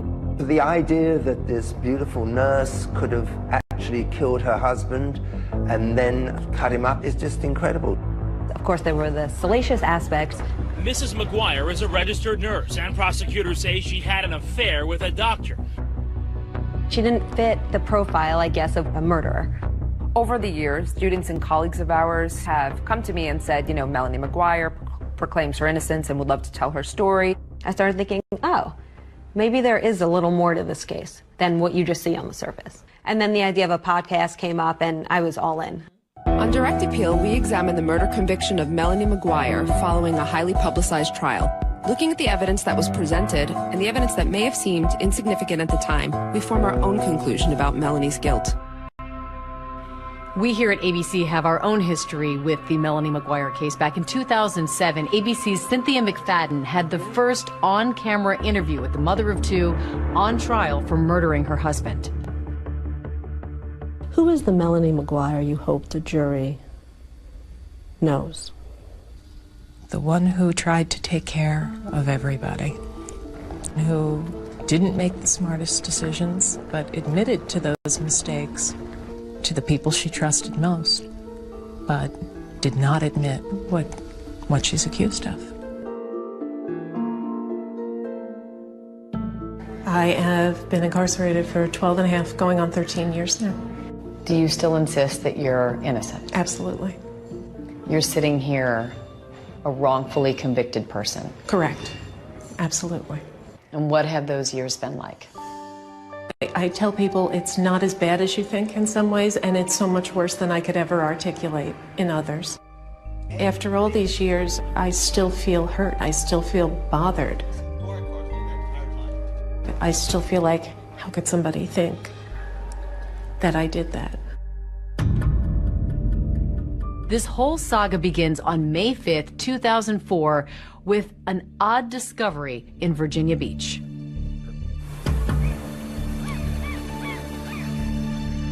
Early morning, a couple of fishermen and their kids are out on a boat by the Chesapeake Bay.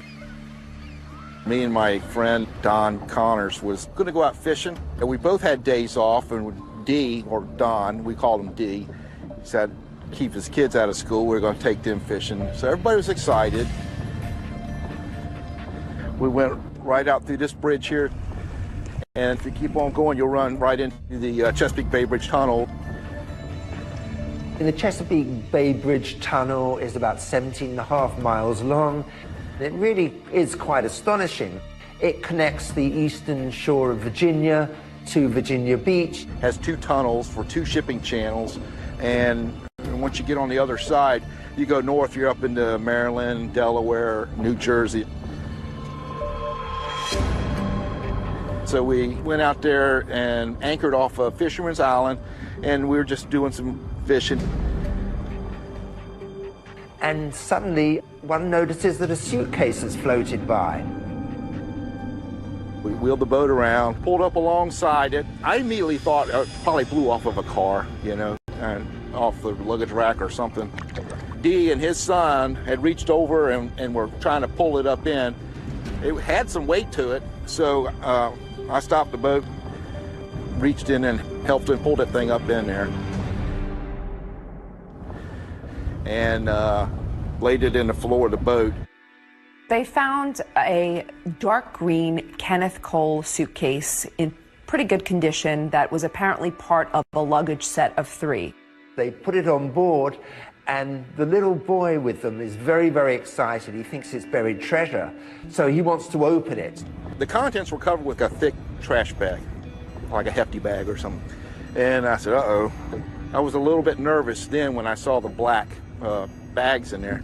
So it's a turn to say something to D, and while I was talking to D, the young boy reached down and ripped open the plastic trash bags. There was no doubt of what it was. It was a set of human legs.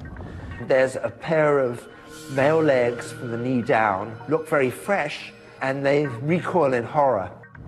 I looked down there and said, oh my gracious.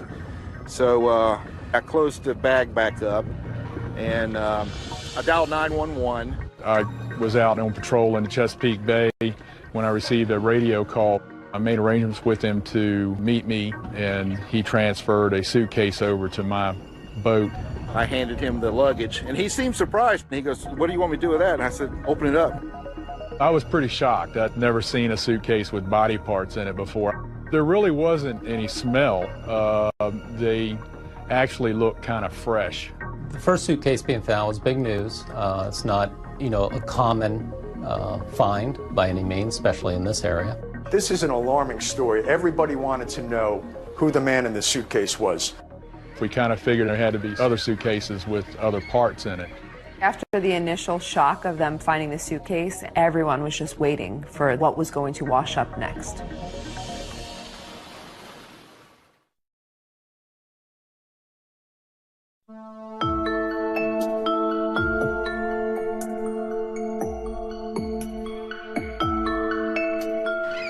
Chesapeake Bay area, there's a lot of boaters, there are bird watchers, there's Fisherman's Island, a nature sanctuary. This is really kind of a tourist, a fun area. People are going there to relax or going with their families. The last thing they would expect is to find a suitcase with a human body in it. It was the start of the summer tourist season, which is huge for Virginia Beach, and getting that kind of negative publicity of bodies washing up in suitcases was something they did not need. 6 days later, the student was on Fisherman's Island in the middle of the Chesapeake Bay, which is a nature preserve. And she saw a dark green Kenneth Cole suitcase. She was curious what could be contained inside, and she actually pulled a little bit of the black trash bag out of the suitcase. There was such a strong odor of decomposition that she immediately stopped and notified the refuge workers. The police, they'd been expecting this, because after the first Kenneth Cole bag with the legs, they suspected there was going to be more. It was transported to the medical examiner's office in Norfolk, and that's where we actually viewed what the contents inside. Inside this suitcase would be the torso and the head of a male. The torso is still attached with the arms and the head. The head was wrapped in what looked like a medical blanket. The face was somewhat identifiable, but it had been submerged for a while, so extremely bloated. The medical examiner is able to determine that the victim's been shot multiple times. There are a couple of gunshot wounds in the torso area and one through the head. There were 2 bullets that were recovered from the body, wad cutter bullets. And wad cutter bullets are not typically used by the average person, but they are used for target practice. And it became a very big local story. A student discovered a suitcase near Fisherman Island. Inside, a human head. It's getting a lot of coverage. It's the second suitcase in a week found near the Chesapeake Bay Bridge Tunnel, and the second one containing body parts. And everybody was waiting for the rest of the body to turn up. Well, the third suitcase was found on May 16, 2004 in the water by a fisherman. He saw the suitcase floating in the water. This third suitcase that had been in the water the longest did have some growth on it from floating in the water for so long. This suitcase contained the pelvis, so from the waist down to above the knees. Authorities realize they have to figure out who it is. Anytime you find an unknown body, the first thing you're going to do is look into missing person cases to see if the profile matches anyone who's currently missing. Because of the naval bases in the area, they're checking military records. They're checking everything they can possibly think of to figure out who this person is. One of the policemen working on it came up with the idea of getting a sketch artist in. I immediately took photographs to our sketch artist, and she was able to do a sketch for us, and we eventually released it to the media. We're hoping maybe this will give us an edge and maybe identify him sooner. Right now, he's just John Doe. May the 21st, Sue sees the picture on TV of a sketch that they had done to find out who this person was. Sue had been getting out of the shower one morning. The television was on, and as she was getting out, toweling off, she looks at the TV. This is a sketch of the body that washed ashore near the Chesapeake Bay Bridge Tunnel this month. He belongs to somebody. I mean, he's got loved ones. She thinks, oh my God, that looks like Bill. Sue was pretty sure that it was Bill McGuire. This is John and Sue Rice, Bill McGuire's good friends. Bill and John had been friends since their early Navy days. Bill was friends with Sue as well. Melanie knew Sue. The couples had vacationed together. Sue immediately calls her husband to take a look, and he's not so sure it's Bill. But Sue's convinced it is, in fact, and says, please call Crime Stoppers. He was very good friends with Mr. McGuire. He told me that Mr. McGuire lived in Woodbridge, New Jersey. He was married to Melanie McGuire, and they had 2 small children. He wanted to know more about the dynamics of Bill, why I thought it could be Bill. And the only way that I thought it could be Bill is that, yeah, he's missing too. John Rice had spoke to Cindy Lagash, who is William McGuire's sister. I got a call from Cindy. She said, John, is Billy there? And I said, no, he's not. What's going on? And she was, well, Bill and Melanie got in an argument and he left and he hadn't been heard from. He said he was leaving and he wasn't coming back. My husband was full of bluster when it came to stuff like that. He would say things like that all the time. I didn't actually believe it was the last time I was ever going to see my husband. William McGuire had, in fact, vanished. Mr. Rice and his wife, Mrs. Rice, eventually agreed to come down to the police department in Virginia Beach and view some photos. Bill had a little red mark right here, and that's what I kept zoning in on when I saw the picture. That's exactly what I zoned in on. I mean, I've known Bill for 22 years. I kept seeing that, and I was pretty certain that it was Bill. Once we had a name and approximate age, we ran him through our computer system. He ran a check on Bill McGuire, and he found that McGuire had been arrested in Virginia for a reckless driving charge in the 1980s. His fingerprints were on file already, which made it a lot easier, and they're very quickly able to confirm that the fingerprints matched. The man in the suitcases was identified as 39-year-old William McGuire of Woodbridge, New Jersey. So according to Melanie, she just thinks her husband is missing, but she is about to get the news that will change her life forever. And I said, I'm sorry to tell you, ma'am, that William is deceased. And I just burst into tears. Now they've solved the mystery of who the man in the suitcase is. The big question is, how the hell did he get there?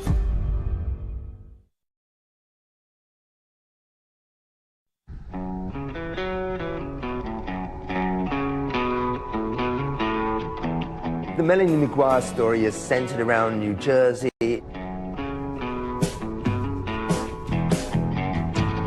They lived in the working class part of New Jersey where The Sopranos took place, which was perhaps the hottest show at the time.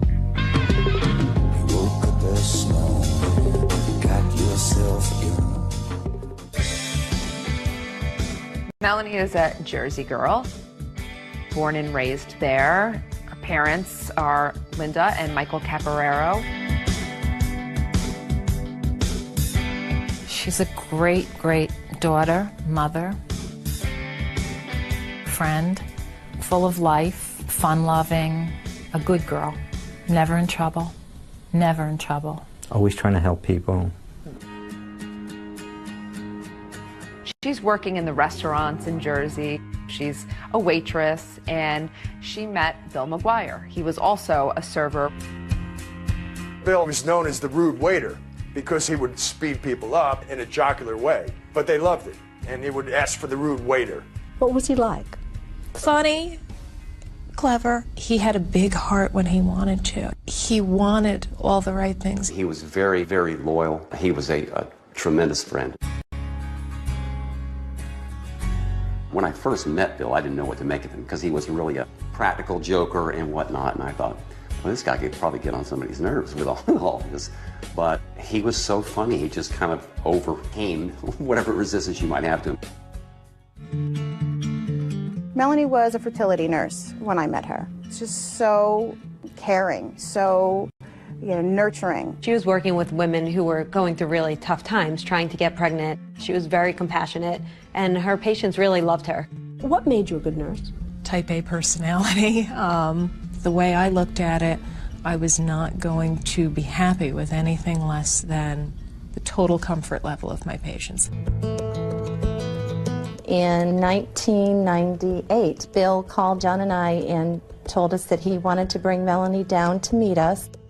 Melanie, she's a really nice person to be around. Physically, she's beautiful, She's very smart. She had a lot of the same sense of humor that Bill had. When Bill was making jokes, Melanie would be right in there. He liked to razz people. She would razz him right back. He really was crazy about her. What was your relationship with Bill like in the beginning? In the beginning, it was the challenge, it was the chase. It was, we had a bit of a tempestuous relationship even before we got married. We would break up, get back together. Bill and Melanie dated for quite a while. They were crazy in love at first, but it quickly became tumultuous. There were infidelities. They'd go back and forth. They'd fight. I think they liked the drama of it. I think she thought she could make a difference in his life. I think she thought that she could maybe change him, make him happy. She truly did love him. You guys want some more champagne? Yeah. All right, let me go get a bottle. Because there's nothing in there, is there? They got married in 1999. It was probably one of the most extravagant weddings we've ever been to. Mr. and Mrs. William McGuire. Melanie on her wedding day looked absolutely gorgeous, angelic, you know, just perfect. Both Bill and Melanie seemed like they couldn't have been happier. She was a little naughty. He was marrying a girl that he absolutely loved in a way that maybe he hadn't loved anybody before. Bill, did you put your hand up? This is the last time Bill's going to have the upper hand. Bill McGuire got a $65,000 a year job with the New Jersey Institute of Technology. Bill and Melanie settle into a rented townhouse in Woodbridge, New Jersey. Woodbridge is a sprawling, densely populated township on the suburban end of New Jersey's industrial flatlands. If you're going down I-95, you're taking exit 11 to get off to Woodbridge. We were both happy, new parents, and then things changed drastically. He had a dual personality. He could be very likable, and then on the other hand, he'd be very calculating, manipulate you. He had always had issues with gambling, and he would go through periods where he would go down to Atlantic City a lot. There were times that he would just take off to AC and gamble, and you wouldn't hear from him, wouldn't know what was going on. He found he could make some money gambling. There were good times with that, and there were bad times, and there were a couple of times I put my foot down, and I said, that's it, no more. So then he would get involved in the stock market. He wanted what he wanted, and he couldn't get it fast enough, and with that came frustration, and eventually that frustration became directed at me. There was one particular argument over the phone where he had gotten stopped for a traffic ticket. He had an absolutely atrocious driving record, so I started to argue back, and the next thing coming out of his mouth is, when I get home, I'm going to kill you, I'm going to smash your face in. It's very difficult for me to think back on it because I actually drove off in the middle of the night, and I had left and I should have stayed gone. Why did you stay? I wasn't strong enough to leave. Did you love him? I did, and even though, now at this point, bear in mind, I'm having an affair. What appealed to you about Brad Miller? He was just very, very tender. I really tried to fight it, but I couldn't fight it. Life for the McGuires is getting a little more complicated, and then one night, it all erupts. Bill was probably the most streetwise person I've ever known, and I can tell you he never saw it coming.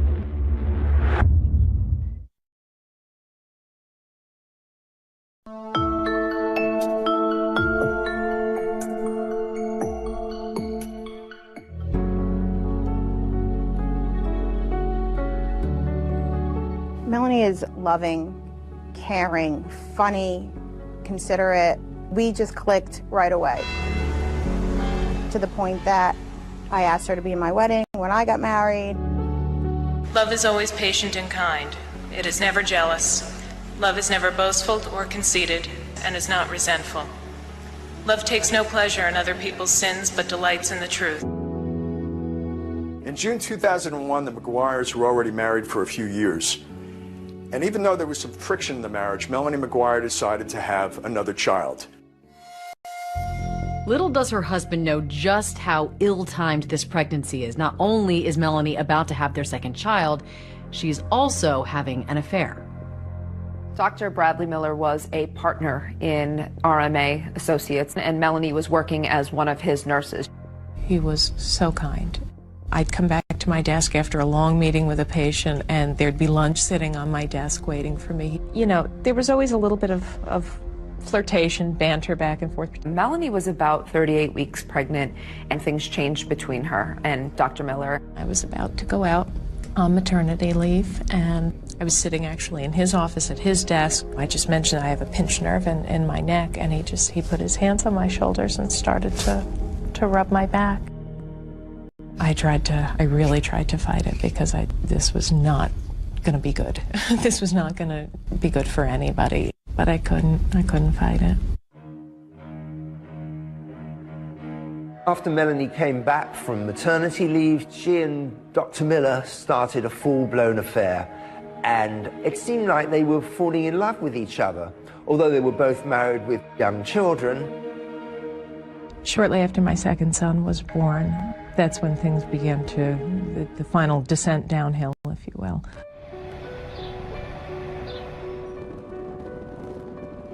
Melanie and Bill moved to the Woodbridge apartment. This is a townhome. They don't own it, they're renting it.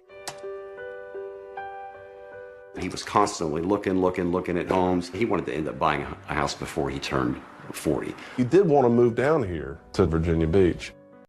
We took pictures of houses in our neighborhood, but Melanie just would not hear of it.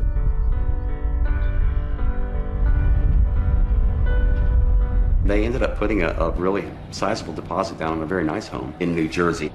It was a very nice house. It had quite a bit of land. It was a $500,000 home. It was very contradictory. She's becoming closer to Dr. Miller, but she's going along with Bill's idea of buying a house. The marriage wasn't going well at all. So why were you buying this $500,000 house together then?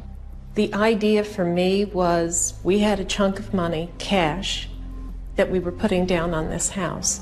In the past, we'd come to points where we had been in similar situations, and ultimately something would happen and he would go and gamble the money away. I figured this at least was an investment. On April 28th, they're due to close on the house at 2 o'clock in the afternoon, and she's in constant touch with Dr. Miller, who's pleading with her not to buy the house. He wants to be with Melanie, and he sees a future life with her. And Melanie told him that, not to worry about it, it's going to be okay, I'll take care of it. After they close on the house, they go back to their rented townhouse. Bill is so excited. He calls John Rice. John said that Bill had never been happier. The last person Melanie speaks to that night is Dr. Miller. She tells him, look, we've closed on the house. Bill's had some red wine. He's asleep on the couch, but when he wakes up, we're going to sort this out, and I'm going to tell him I want a divorce. Melanie described the events that would happen later on as a big fight.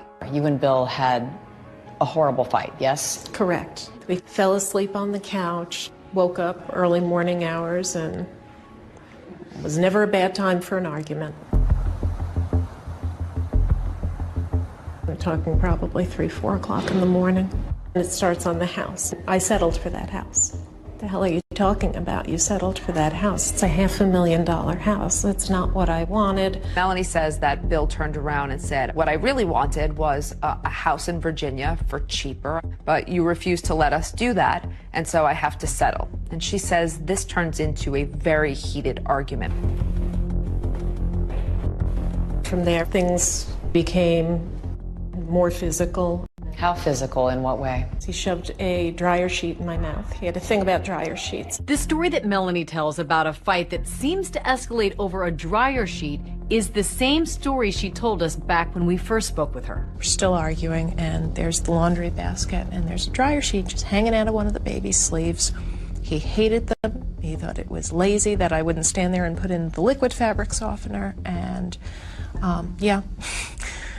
and it went out of control. This was the type of mother I was, that I would leave this sheet in there for my baby to possibly choke on. Before I know it, I'm up against the wall, and the dryer sheet is being shoved into my throat. And then he just smacked me. In the face? Yeah, open hand, because he probably would have broken my cheek if it had been a closed fist. And I looked down, and there's my 2-year-old. I grabbed the baby and went to the bathroom right behind me and shut the door. I just wanted away from him at that point. He said he was leaving and he wasn't coming back, and I could tell my children why they didn't have a father. Did he say this to you through the bathroom door? Yeah, through the bathroom door the entire time. I imagine he was packing things and leaving. He was up and down the stairs a lot, but every trip back and forth berating me. What's the last thing you remember saying to him? Stop. Stop. Melanie said he'd driven off and she presumed he was in Atlantic City. He would have been back. He would have been back. I knew it. But this isn't just a few days that Bill McGuire is gone. We're talking weeks. What bothered me was that Melanie never reached out and said, hey, Bill's missing. She never reported her husband missing, and it's almost 30 days. The fact that we never heard anything from her was deeply suspicious to me. Love is always ready to excuse, to trust, to hope, and to endure whatever comes. Love does not come to an end. This is the word of the Lord.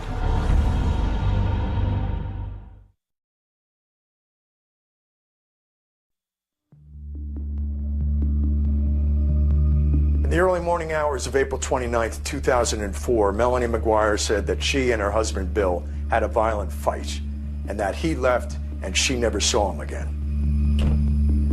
Melanie says the next day she got her kids up, she took them to daycare, and she started trying to figure out how she was going to move on with her life without Bill. And during this, the next day, the day after that, you didn't hear anything from him? No. Did you try calling him directly? No, because this is what used to happen when we fought. You know, I'd call, whether it was to tell him off or to try to apologize or what. We just end up getting back into it again. I'm done now. I'm done. She retains a divorce attorney, and at this point she does tell the divorce attorney that she has not seen her husband in a few days. And according to Melanie, the attorney advised her not to file a missing persons report. My heart broke for her. She didn't deserve, nobody deserved that. But I told her that, you know, she needed to think about herself right now. She needs to protect herself. I called a business associate of mine who was an attorney. She said, you need to get a restraining order. State your full name. Melanie Lynn McGuire. She had to go in front of a judge and give sworn statement about the incident that happened. Tell me what happened that brought you to court today for a temporary restraining order. My husband and I closed on our first house on Wednesday. That should be a positive thing, shouldn't it? Yeah, it should. He's been behaving really erratically. Ms. McGuire, you're safe here. Don't worry. Melanie explained to the judge how Bill had been violent with her. Did he hit you, ma'am? No, not until, well, I don't mean to sound like I had absolutely no part in this. I said some not nice things and slapped me. As part of the questions, Melanie was asked by the judge if she owned any firearms. Do you know if there's any weapons? Not to my knowledge. This is a sketch of the body that washed ashore near the Chesapeake Bay Bridge Tunnel this month. We're hoping maybe this will give us an edge and maybe identify him sooner. About a month goes by between the time that Bill disappears and when Sue Rice identifies Bill McGuire after seeing the sketch on local TV. The next thing police have to do is notify Melanie McGuire of the death of her husband. Melanie was asked to come down to the police station. The officer came out and he says, "Is your husband William McGuire?" And I said, "Yes." And he said, "I'm sorry to tell you, ma'am, that William is deceased." And I just burst into tears. But there's one thing she never asked. How was Bill McGuire murdered? They did not tell her how and the condition in which he was found. That would be one of the first questions that I would ask. The next step was that the Virginia police wanted to speak with Melanie. Melanie agrees, but she brings her divorce attorney with her and another criminal attorney in that practice. Conducting an interview with the victim's wife with two attorneys present is highly unusual. First time I have ever had that happen to me. She was nervous, she was visibly shaking, she made expressions like she was crying, but she never had a tear in her eye. I asked her if she had any luggage, and she informed us that they didn't have any matching luggage. The next day, Melanie told detectives she suddenly remembered that the McGuires did own a matching set of designer luggage. I showed her a picture of one of the pieces of luggage that we recovered in the bay, and she identified that as belonging to them. They asked what kind of person Bill was, and she said he was the kind of person that had a knack for pissing people off. She asked us, where did we find her husband's vehicle at? I told her at that point we hadn't found her husband's vehicle. And she said that probably a good place to look would be Atlantic City, New Jersey. She also informed us that her husband had a gambling problem. Did he get involved with the wrong people? That's what I would have to believe, that he had gotten himself into something, and Bill always thought he could handle everything. He was always into some kind of deal, so I think maybe this deal was his last deal. After the interview was done that evening, we also conducted a search at their old apartment building. The apartment was empty. She had already moved out. They asked him about Bill's possessions and his clothes. We discovered that Miss McGuire had already given all of her husband's belongings away. Virginia Beach detectives find out that Melanie McGuire had given most of Bill's belongings away to a friend's cousin, and they wanted to track that man down. Eventually they did and found out that most of Bill's clothing was still in black trash bags, much like the bags that contained Bill McGuire's body parts.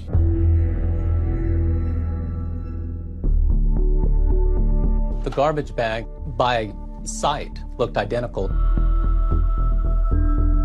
Things are starting to make sense with the detectives.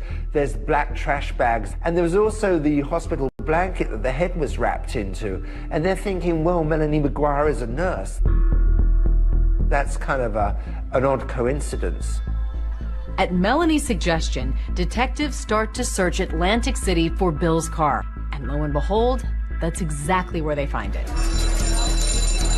The Atlantic City forensic unit processed Mr. McGuire's vehicle. They took photos, they fingerprinted, they vacuum cleaned the floorboards.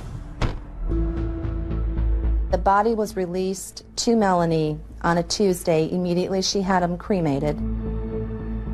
And the funeral lasted all of 10-15 minutes at the most. She called the following evening after the funeral, and at that point I just kind of blasted her. I just told her, I said, Melanie, Bill deserves so much more. And Mel just said, well, I'm a single mom now, and now I've just got to get on with my life. I said, well, no, the next thing is we've got to figure out who did this to him. And after I got off the phone, I remember hanging it up, and I said, John, she did it. She did it. Everything pointed to Melanie McGuire. Through wiretapping her phones, the police discovered the relationship that she was having with Dr. Miller. It's a eureka moment because it provides motive. I've told them everything that I know. But they're, they just don't. They want you to break.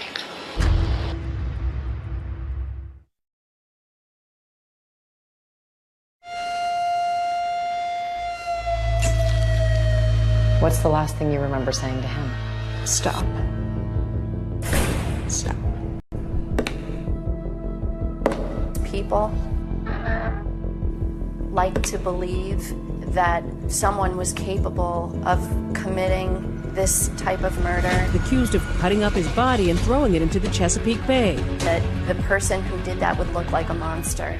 But sometimes killers look just like Melanie McGuire. Is there anything else you're not telling me? Like what? Like I killed my husband. Did you? But thanks for asking. A scorched earth investigation was conducted, and the lack of evidence is resounding. The evidence in this case points to a well-organized, meticulously planned execution of a murder.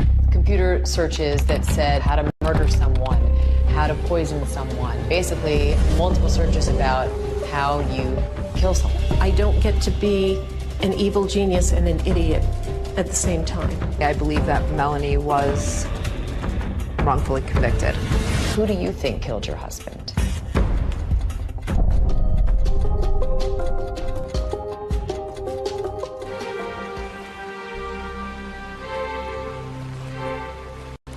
Melanie McGuire, once a married mother to 2 little boys and a fertility nurse, is today a 47-year-old inmate at the Edna Mann Correctional Facility in Clinton, New Jersey. In here, guilt and innocence is irrelevant in day-to-day life. I have 6 numbers and a letter after my name, the same as the woman on one side of me and the same as the woman on the other side of me.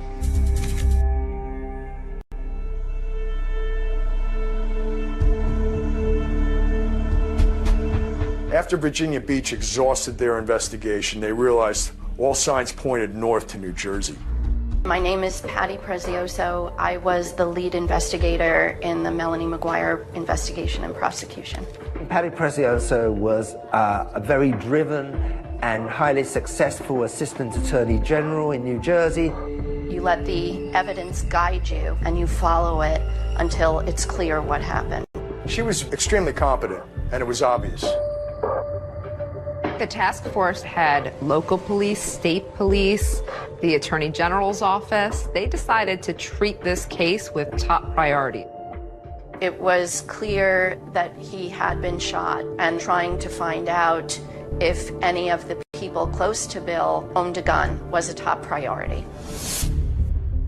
The detectives don't find any record of Melanie buying a gun in New Jersey, so they decide to check Pennsylvania. They knew that Pennsylvania was close, and a lot of people will go to Pennsylvania for firearms because the gun laws are more lax. There's less of a waiting period, and so you can go in and essentially walk out the same day with a firearm. It turned out that when the record check was done with Pennsylvania, a record came back that Melanie McGuire had purchased a gun. I remember plain as day when she came in, because not many women come into the shop. She filled the forms out, and then when she wrote down her occupation, that she was a nurse, that stuck in my mind, because I guess that was the first time I ever sold a gun, to a nurse. Melanie bought a Taurus 38 Special, and she bought wad cutter bullets. And that gun was purchased just 2 days before Melanie McGuire said her husband went missing. And remember, early on, Virginia detectives talked to Melanie, and she never mentioned anything to them about buying a gun.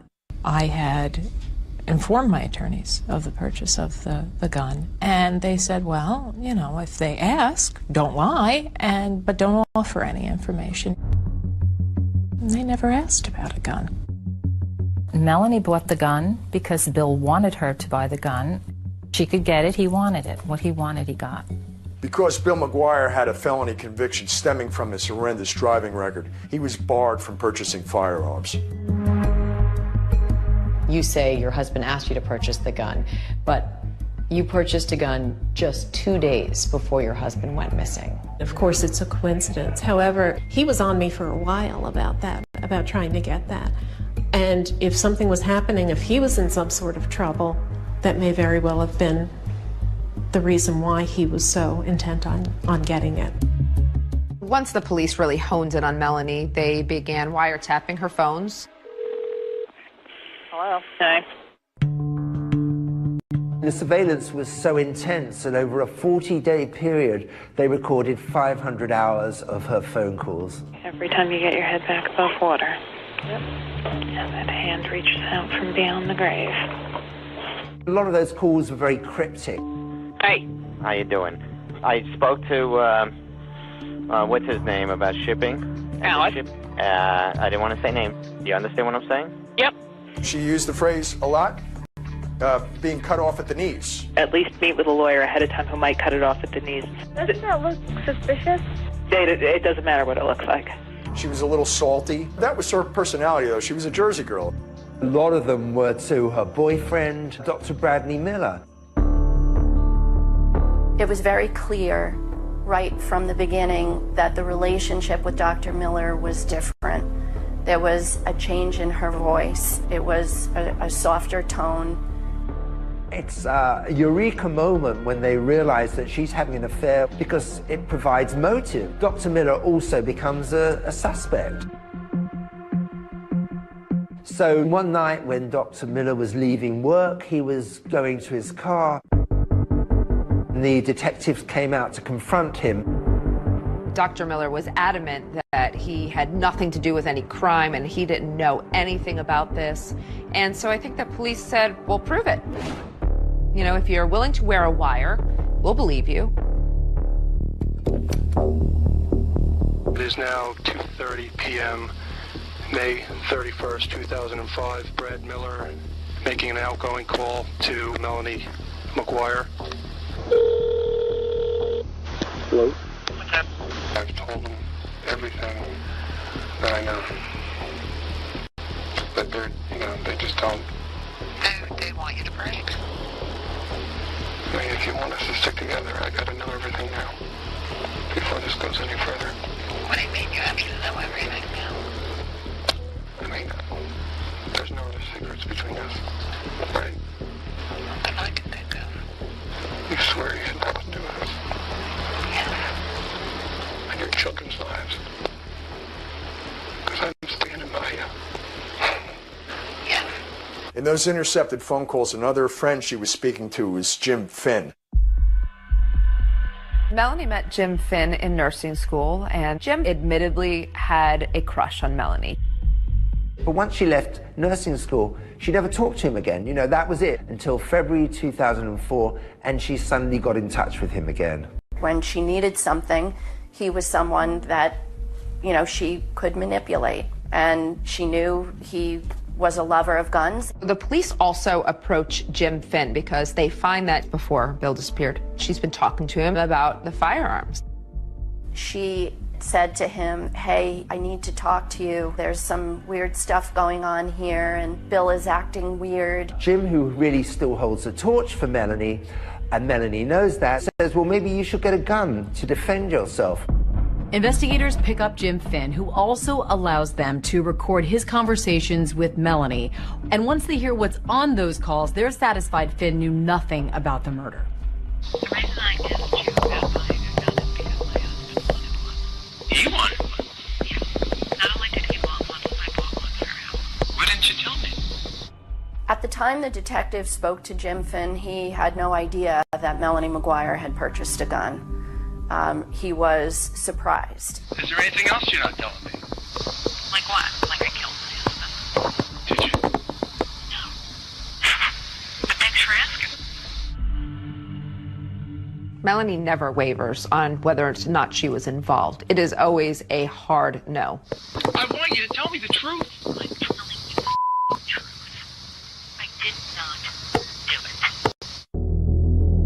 She was under a microscope. Everything she did was being watched. Everything she said was being listened to. Melanie does something that most people would find a little suspicious. Investigators start looking at her E-ZPass records. They notice trips to Atlantic City. She knew that Bill McGuire's car was in Atlantic City because she put it there. That requires 2 drivers. So that means someone helped her. What investigators find in Atlantic City has them wondering, did Melanie have an accomplice? And if so, who was it?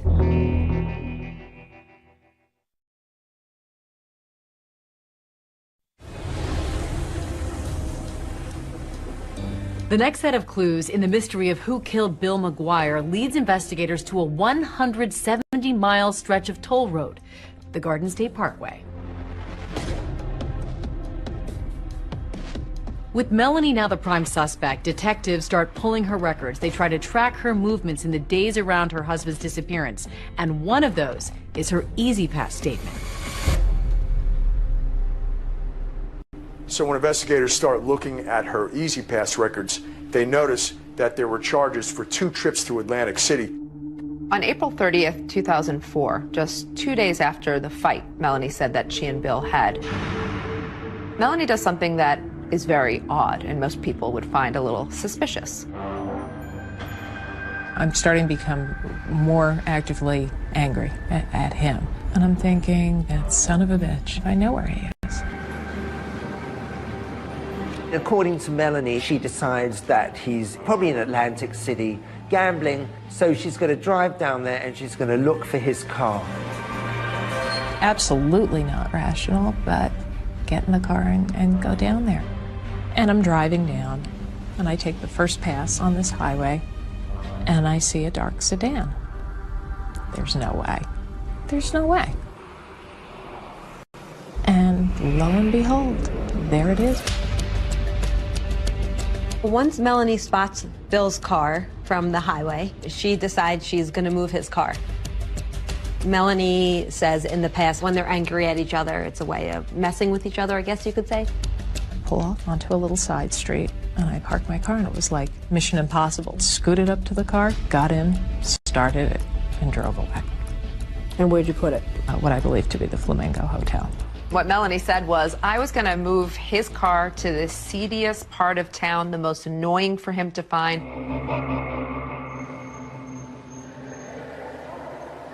That just didn't make any sense. Like, he was physically abusive to her, but then she goes to mess with a car with a guy that she claims she doesn't want to be around. It sounds beyond ridiculous sitting here saying it, and I acknowledge that, and I can't, it's the truth. It's an incredible story, meaning it's just not credible. We believe she was planting his car in Atlantic City.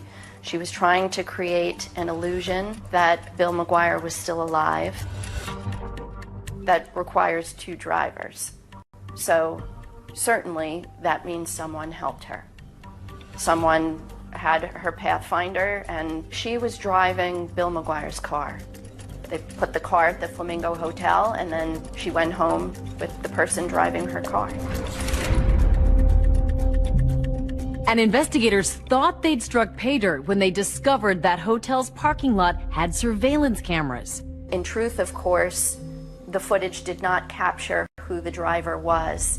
The surveillance video from the Flamingo Hotel actually showed the victim's vehicle being pulled into a parking space. Because of the darkness and the glare and the background lights, you could not actually see the person that was occupying the vehicle. There was another inexplicable road trip, this time to Delaware, 5 days after her husband went missing. She had shared with Dr. Miller that in the early morning hours of May 4th, she was actually furniture shopping. Investigators think that this Delaware furniture trip is really just a ruse. That same road would have taken her to the Chesapeake Bay Bridge Tunnel.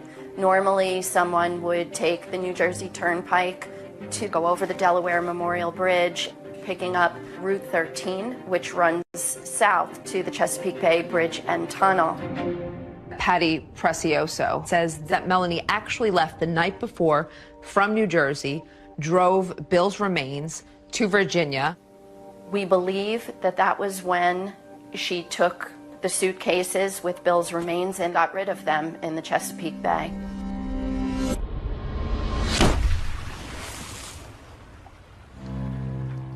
And the first suitcase turned up the very next day. But of course, Melanie thinks this theory is preposterous. Virginia Beach is another 450 miles from Delaware. So, I mean, you're talking about hours, and there just isn't enough time. And why would she drive all the way down to Chesapeake with the body parts in the car, thinking, I'm not going to get stopped, I'm not going to break down? What a chance that is. You know, I mean, you can't stop on a bridge and open a window and throw 3 suitcases out. Maybe if it was one of these pieces of circumstantial evidence for which you might have a reasonable explanation for 1 or 2, but we're talking a large amount. You can't have reasonable explanations for all of them. It's a mountain, and it's a lot of coincidences, and that's absolutely. But coincidences don't always make for the best evidence, and detectives were still searching for any physical evidence that would link Melanie McGuire to her husband Bill's murder. Where is the proof? Where is the forensic evidence?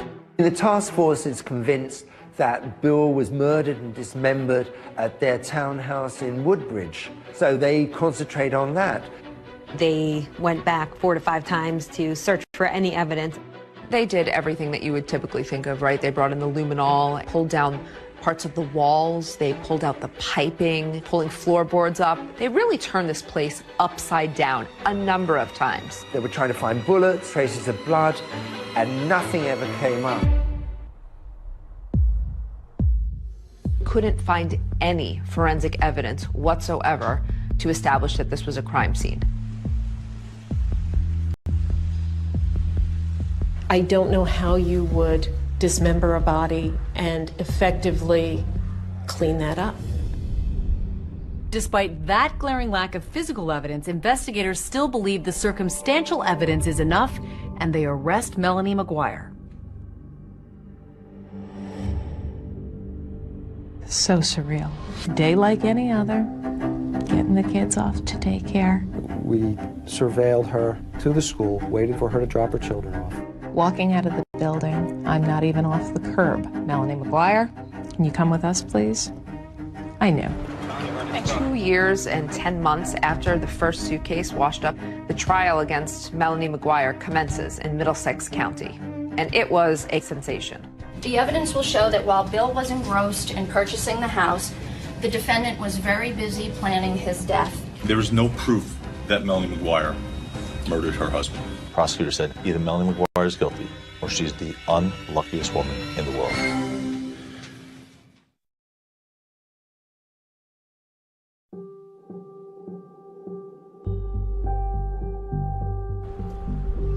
On Monday, March 5th, 2007, 2 years and 10 months after the first suitcase had washed up in the Chesapeake Bay, Melanie McGuire went on trial for her husband's first-degree murder. This was a case that had garnered a lot of media attention in New Jersey.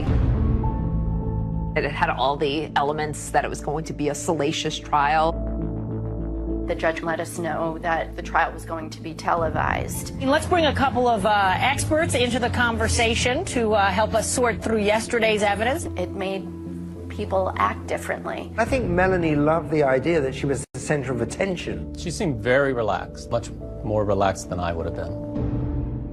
It was a double-edged sword, because if she sat there, more stoic, she looked nasty or she looked mean. And then when she was being more upbeat and talking to people, oh, well, she's joking around at her own trial. There was nothing she could do that wasn't going to be criticized. By the time Melanie McGuire gets to trial, she's hired Stephen Tirano and Joe Tacopina to represent her. Joe Tacopina was a high-profile celebrity attorney. Joe Tacopina. Joe Tacopina. Joining me now, Joe Tacopina. He's the attorney for Alex Rodriguez. He feels just as comfortable in front of a TV camera as in front of a jury. A scorched earth investigation was conducted, and the lack of evidence is resounding. The evidence in this case points to a well-organized, meticulously planned execution of a murder. Is that a fair description of you? Were you somebody, if you were going to do something, you were going to do it all the way? Correct. And I would counter that argument with, if that's the case, then I would have been sure to not include blankets that could be traced to me, my own luggage. I don't get to be an evil genius and an idiot at the same time.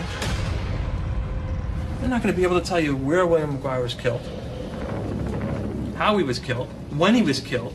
The defense were really trying to play to the jury that Bill was a major gambler and he may have owed thousands and thousands of dollars. He was a big gambler because he gambled beyond his means. When you have money out on the street and you're behind and you're not making payments, you know what happens? You get shot here and you get shot here. As prosecutors start laying out what they believe Melanie McGuire did to Bill, it all starts with something they found in his car after it was processed in Atlantic City. When investigators first recovered Bill's car, they found a bottle of chloral hydrate, a red liquid, and also a syringe in it. State's Exhibit 983. Do you recognize that? Yes, that's the vial we dispensed the liquid in. Chloral hydrate is, have you ever heard the term slip somebody a Mickey? It's the Mickey. It's what it is. It's almost like a knockout drug. They do a lot of investigating on this chloral hydrate, and eventually they find out that it was purchased the morning that Bill disappeared. Somebody dropped off this prescription for chloral hydrate at the Walgreens pharmacy, which is just down the road from where Melanie's children went to preschool. But the prescription pad was that of Dr. Brad Miller, who was Melanie's boss. So the light bulb goes off and they're thinking right away, clearly Melanie had access to this prescription pad. She used it, she filled it. Chloral hydrate was necessary for this defendant to have control, and even more importantly, it was necessary to her that Bill McGuire had no control. Dr. Miller looked at the prescription and he said, "That's not my signature, and it appears to be Melanie McGuire's handwriting." Prosecutors also focused on what they said Melanie was doing in the days before her husband's disappearance. For that, they looked at the McGuire's home computer. We had it forensically examined, and it really was just astounding seeing what the internet searches were for. Can you describe the searches that you recovered? How to purchase guns illegally, how to commit murder, and undetectable poisons was searched. It didn't look good. It looked like someone was searching how to, sedate someone or how to kill them. I'm a nurse. I was a nurse. And I don't need to look up things like that. If I wanted to look for something like that, I have a PDR, Physician's Desk Reference. I have a book that I can look in that doesn't leave an internet history. But both Melanie and Bill used this computer. So it's really hard to figure out who was searching these things. Now, you have absolutely no idea of knowing who actually conducted the searches that you talked about, correct? No, I don't. One of the things we can say for certain is that your husband didn't commit suicide. He didn't shoot himself. He wasn't able to carve his own body up.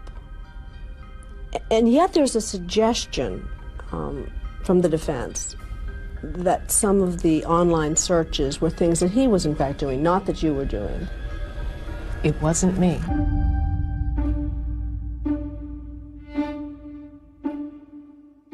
Although investigators found no physical evidence in the McGuire's home, they did find something significant in Bill McGuire's car. After Bill's car was recovered in Atlantic City, our criminalist was able to locate several pieces of small flesh. These pieces of flesh are an artifact of Bill McGuire's body being disarticulated. The phrase was used, human sawdust. Human sawdust is a term that did not exist until this case, as I understand it. I found particles that, to me, look like it could be possibly human tissue.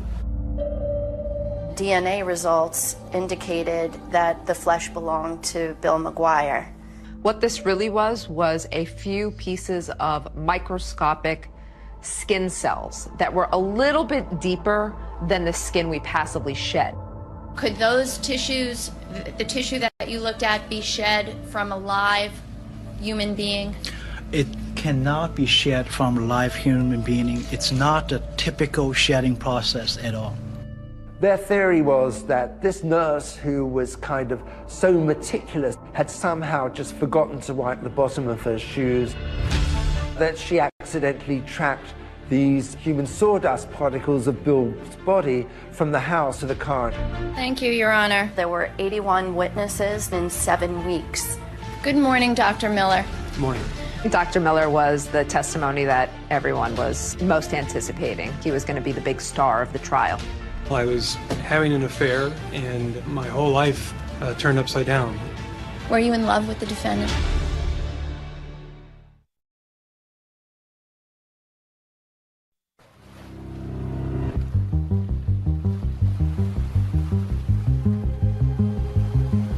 Do you want to call your next witness, please? Yes, Your Honor. The state calls Dr. Bradley Miller.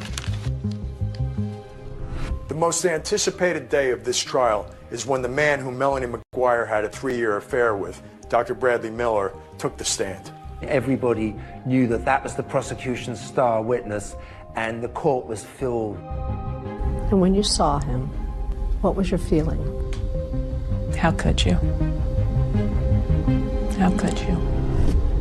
Dr. Miller was in a very difficult spot. He and his family had gone through a very difficult time, and it was just made clear to him, just take a deep breath and make sure you tell the absolute truth. Can you describe to the jury what was your relationship with her? We worked together. She was an excellent nurse. She took very good care of the patients. They all loved her. Sir, did there come a time when your relationship with Miss McGuire got more intimate? Yes, it did. It was towards the end of her second pregnancy. She was about 38 weeks pregnant. And before she went on maternity leave, we had oral sex in the office. So not proud of that. It has to be pretty hard to hear it come out in court. Hard for me to hear it, hard for me to think, oh my God, my parents are hearing this, my 84-year-old grandmother is hearing this. Were you in love with the defendant? Yes, I was. Had the two of you discussed future plans together? Yes, we were hoping to be together in the future. If we do make it through this, I'll just have to take whatever money I can get and get away. With Dr. Miller on the stand, prosecutors were able to score some points because there were certain things that Melanie never told Dr. Miller. Did the defendant ever tell you that she purchased a gun? No, ma'am. I had no knowledge of her purchasing the gun, no. Did the defendant ever tell you that she went to Atlantic City and parked her husband Bill's car at the Flamingo Hotel? No, she did not. Did there come a time when the defendant shared with you that she had done that? Yes, and I asked her, well, why didn't you tell me this sooner? And she told me that she didn't want me to be upset, that she's going back to find Bill, to bring him back, and rekindle the relationship. We looked very closely at Dr. Miller. There was no evidence connecting him with this crime.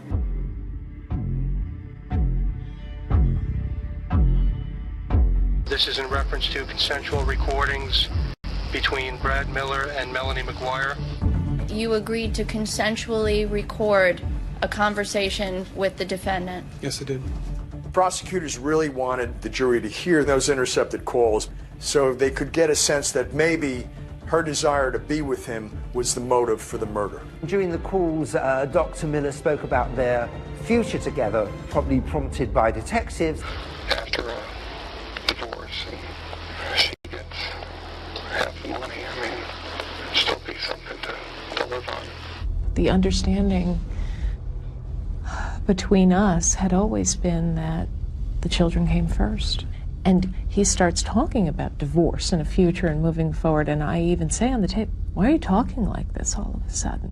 I'm confused because you've been the one to address to me that we have to wait and see how everything plays out. The defense was also able to score some points with those recordings, which called into question Dr. Miller's character. At the time of those secret recordings, he was still having an intimate relationship with her. After you tape recorded her, sir, you then had additional intimate relations with her, correct? Yes, sir. Did you tell her that, by the way, that you had tape recorded her? No, I did not. I think that was damaging to his character and was a very big turnoff to the jury.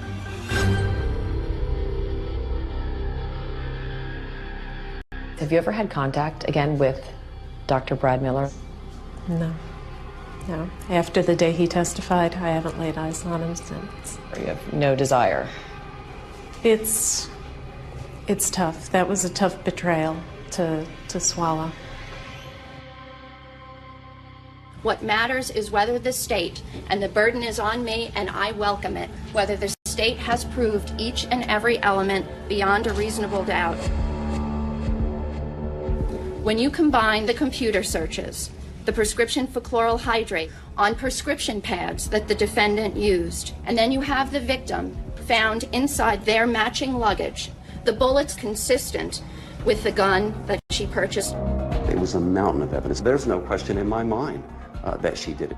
I also don't believe that she acted alone. Now, who helped her? Paddy Precioso told the jury that there was a very, very good chance that Melanie had an accomplice.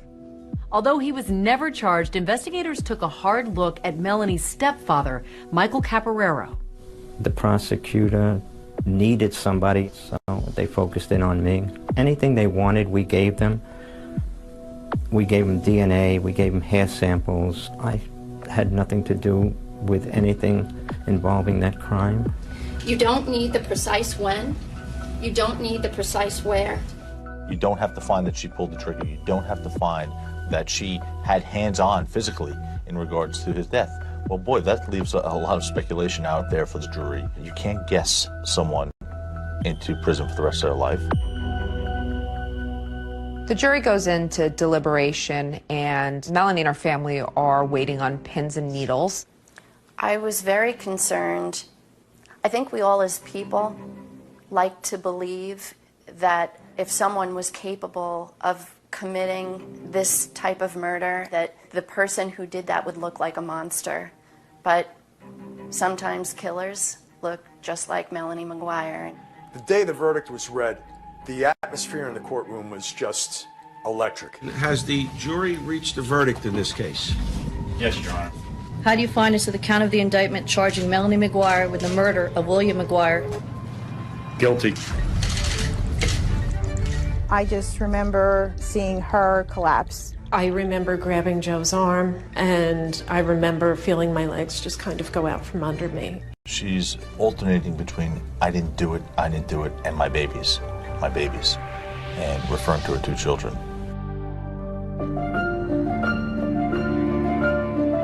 The court finds that the maximum sentence should be imposed. Melanie is sentenced to life in prison plus 5 years. We're going to fight on. This is a definite setback. This is round one. This is not the end of the story. This is episode 14, Direct Appeal. I see a mountain of reasonable doubt. And thanks to these two professors turned podcasters, it turns out it isn't the end of this story. How could anyone be convicted with that amount of reasonable doubt? It's stunning.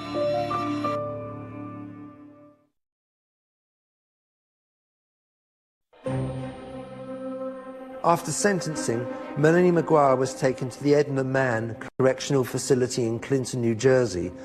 Her new home would be a 6 by 9 foot cell. Just beginning for us now. We'll never give up. We will never, ever give up for her until the truth comes out. On Direct Appeal, we examine the murder conviction of Melanie McGuire. This is a prepaid call from Melanie McGuire, an inmate at Edna Mann Correctional Facility.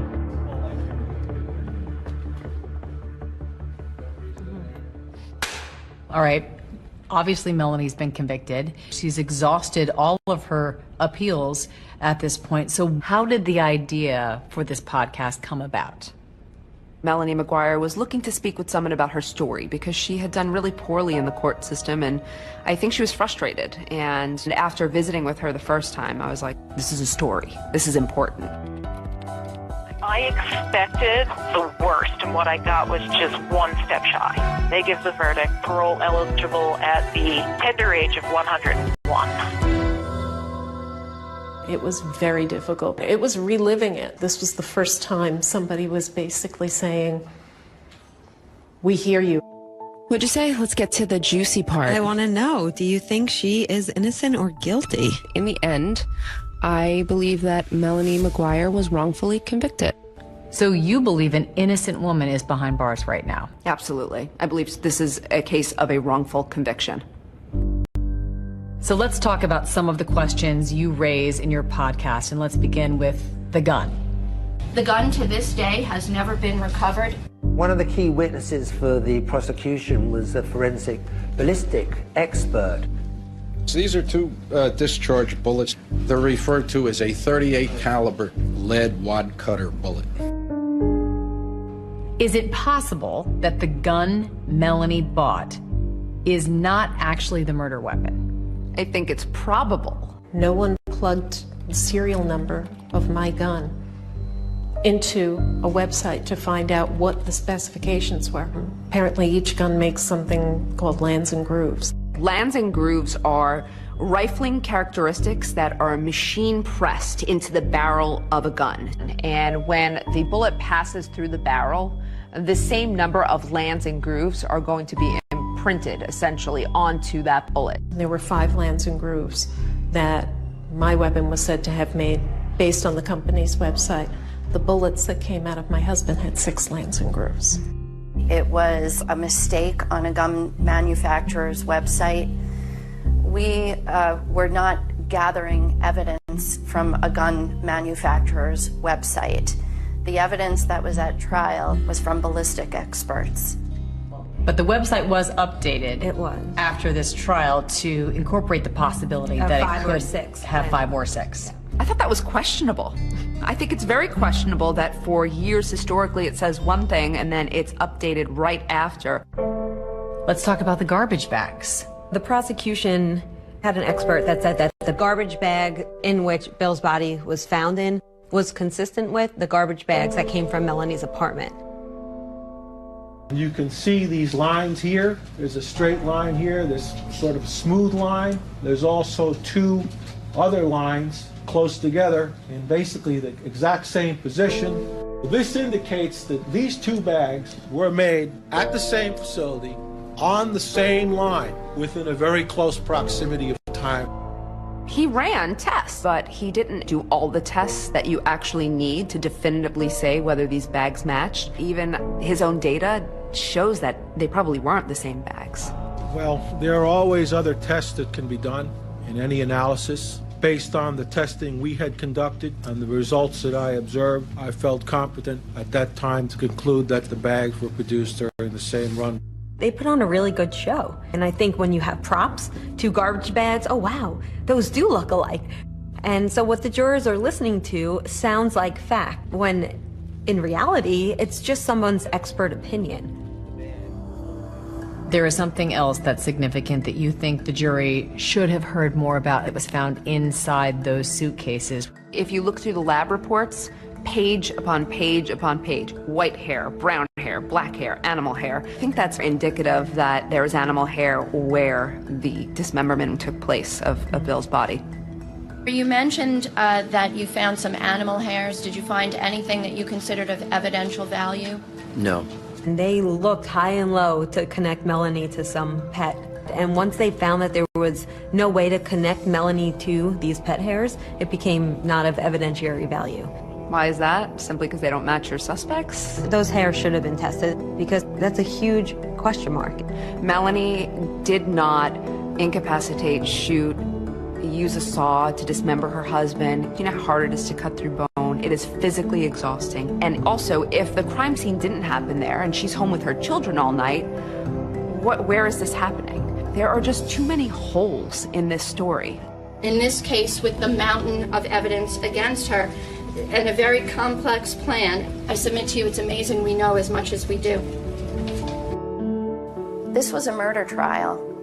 It wasn't a contest to see who could outsmart the investigators, and if someone is smart enough to successfully hide a crime scene, that they win. Did you find any evidence that exonerates Melanie, that proves her innocence? I wish we did. I had hoped we would. I still think that we might get a tip in that direction. What do you say to the people at home who watch this and say, how dare she talk from prison and bring this all back up again? Enough pain has already befallen her husband's family, her own sons. There's a murderer walking around. Even if we discount what's happened to me, the killer is out there. And it's not me. She had about as good a counsel as money could buy. She certainly had a fair and impartial jury. The fact of the matter is sometimes the evidence is such that your attorneys, no matter what you can pay them, they simply cannot overcome what you've done. So she can say whatever she wants. She's a liar and she's a killer. Today your boys are young men. They are. Is there anything you'd want to say to them?